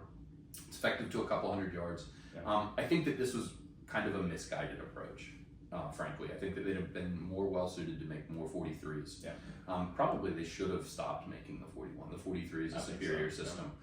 If they would have just made more 43s, they could have avoided this altogether. But I'm sure that it made sense for reasons to people in Russian arms procurement in the 1940s. More important than us. I mean, We that's have- 43, right? Yeah, we have. Because that's newer and probably harder to manufacture. They made this after that. Oh, really? Yes, Yeah, I mean, they made this later than they made that. I'm glad they did because we get them now. They're and very cool. It's pretty neat to have a carbine Mosin with. I'm not trashing them. They're Yeah. very cool as Yeah. historical collectibles. Yeah. They're awesome. Yeah. As a late war They implementation, don't make much sense. As a late war implementation, I'll go ahead and say it. I don't think that they make a ton of sense. I No. think that there were better options. I think 43s, if anything, are cheaper to make in terms of material, man hours. I mean, it's a stamped receiver. But with, this is in an era where there was real resistance to pistol calibers, to intermediate calibers. There was this major belief that you needed a full power battle you rifle. have one of these shooting a 7.62 by 54. And that was considered like that may be powerful Yeah, enough to yeah, put down maybe. a starved 140-pound Wehrmacht soldier. It's like a little bit misguided, but of course we have the benefit of hindsight, and they remain extremely cool collectibles today. Yep. So with that said, my round 14 submission requires a brief trip across the hall. I will be back. One moment, please. All right, I am back with my round 14 last and final submission to this Battle of the Ages Surplus Recap 2024. I'm happy you got this. I am happy I got this too. I guess the best place to start is with what the hell this thing is. So this is a live, transferable, never deactivated, so it didn't need to be reactivated, non-import marked 1940 date model RM38 Soviet light infantry mortar. It is chambered in 50 millimeter. People ask me sometimes what's in my ammo can. I say 50 millimeter. They say, haha, you mean 50 caliber, right? And I say, no, I mean 50 millimeter. This is live and registered on a Form 4 as a destructive device. As I said, no import mark, no maker's information. The registration itself is extremely old, probably amnesty. And the data on the registration, frankly, is pretty hilarious. It says, and you'll know, you've seen the forms. Yeah. It says manufacturer, unknown. Caliber, this is my favorite. Caliber, 2. It is the second caliber. This is it. Two what? Doesn't say 2. 2 caliber. Better than 1. But it's way better than the 1 caliber, the puny 1 caliber. Yeah, 2 caliber is it. Yeah, you couldn't kill a skunk with a 1 caliber. Oh. Wimpy. Especially at 20. Maybe 20 Arshins. Yeah, you hit 20 Arshins. Come on now. 50 millimeter would put a horse on its ass. 20 Arshins. There will be no more horse. I think it would explode a horse. And so this is non-import marked, no manufacturer's markings, very probably a bring back. I don't have provenance to that effect, but I like to imagine that some guy brought this back at the end of World War II, and I just know in my heart that he was from the South, and I'll explain to you how I know that. John from Connecticut brought home a Hitler Youth knife, and Roger from Washington State brought home a Luger. These were their war souvenirs. But Cletus from the Bayou brought home a 50 millimeter. He threw everything that he owned away so that he could smuggle this back home in his sea bag. I know it was a Southerner. I know it in my bones. He's like, yeah, right. My war I won. My 50 millimeters coming home. Someone brought that back in there. Somebody. Worth it because we have it now. Totally worth it. We have it now, and this is not a display piece. This is live. This is active, and we shoot it. Everybody in this room has shot this mortar.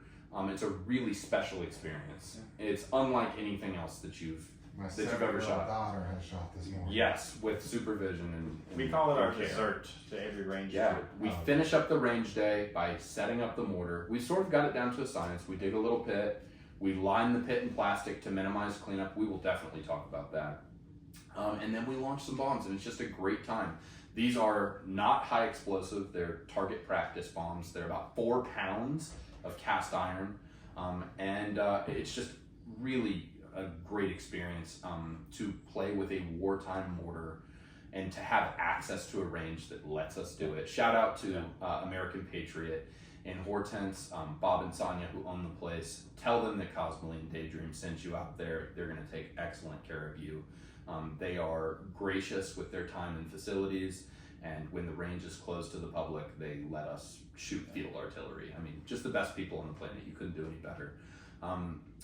I will say, as far as deal goes, it's another one of those big auction house things where it's like, on the front end, I was very happy with the deal. It's not like there's a lot of these on the market that you can just go buy. There are no comps, Yeah. right? It's like, you can't, I'll just get one on eBay next week. No, right? Like, I'll just go on Gun Broker and buy the them. number of live, transferable, registered 50 millimeter Russian infantry mortars on the market is exceedingly low. It's not the sort of thing you can just go out and buy at a store. Yeah. Like, you're not going to find one. When have you ever seen one? When will you ever see another one? I didn't know they existed. I'm aware of one other guy who owns and shoots one.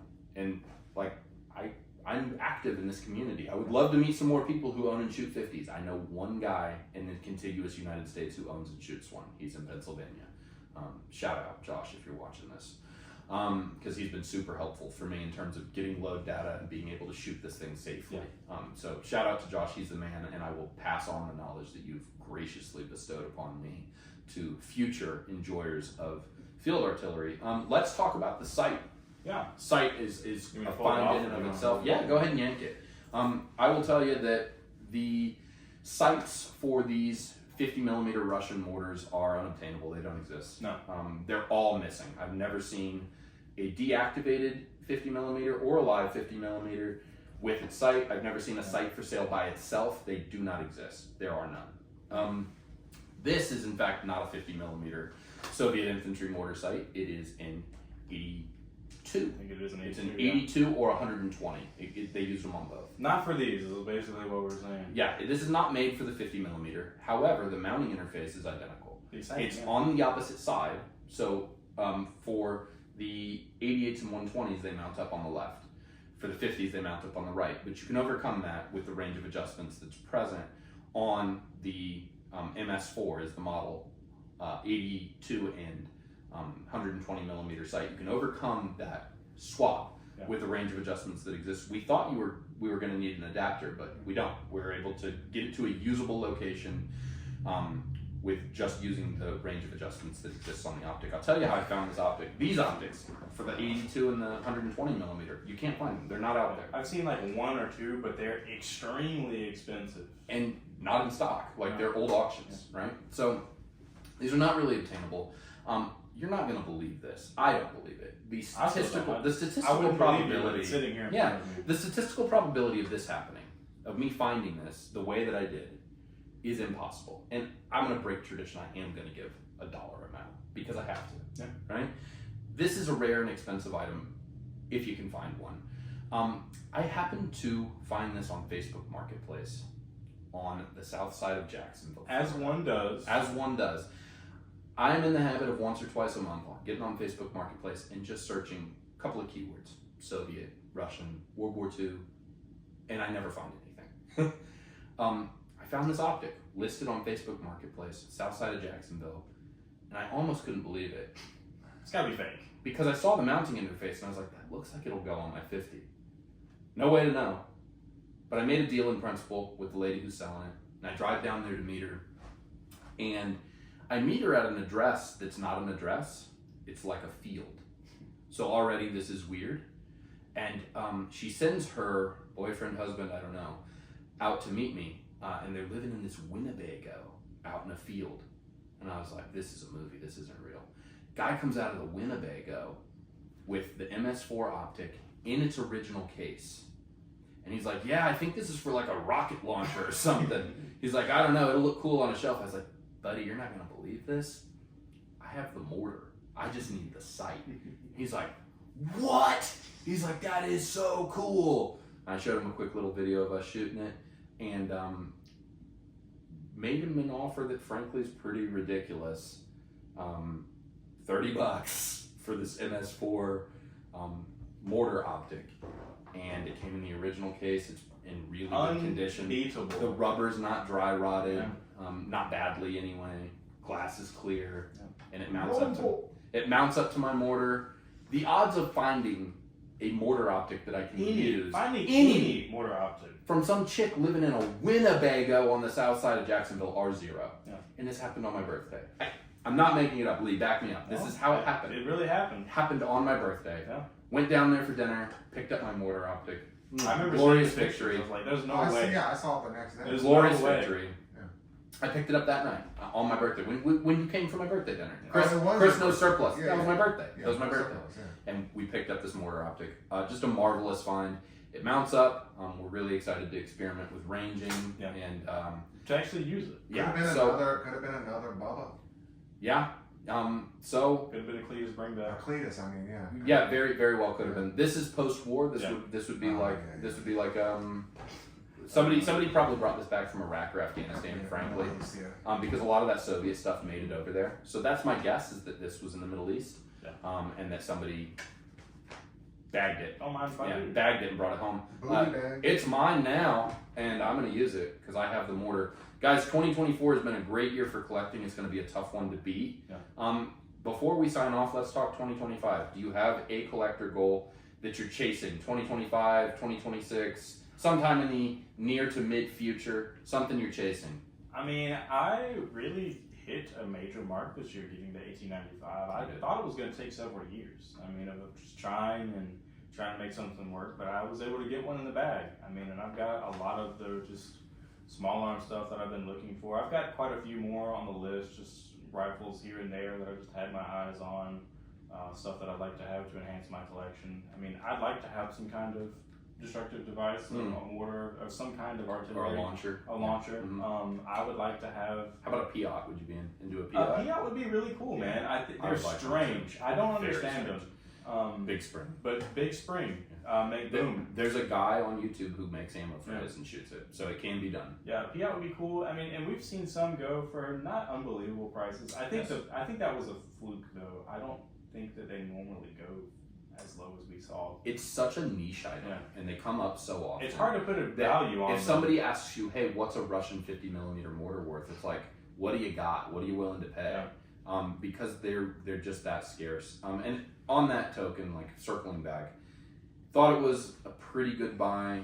Ended up having just a little taste of buyer's remorse because after those buyer's premiums come in, after the tax comes in, after the credit card fees come in, that's all anticipated. The shipping.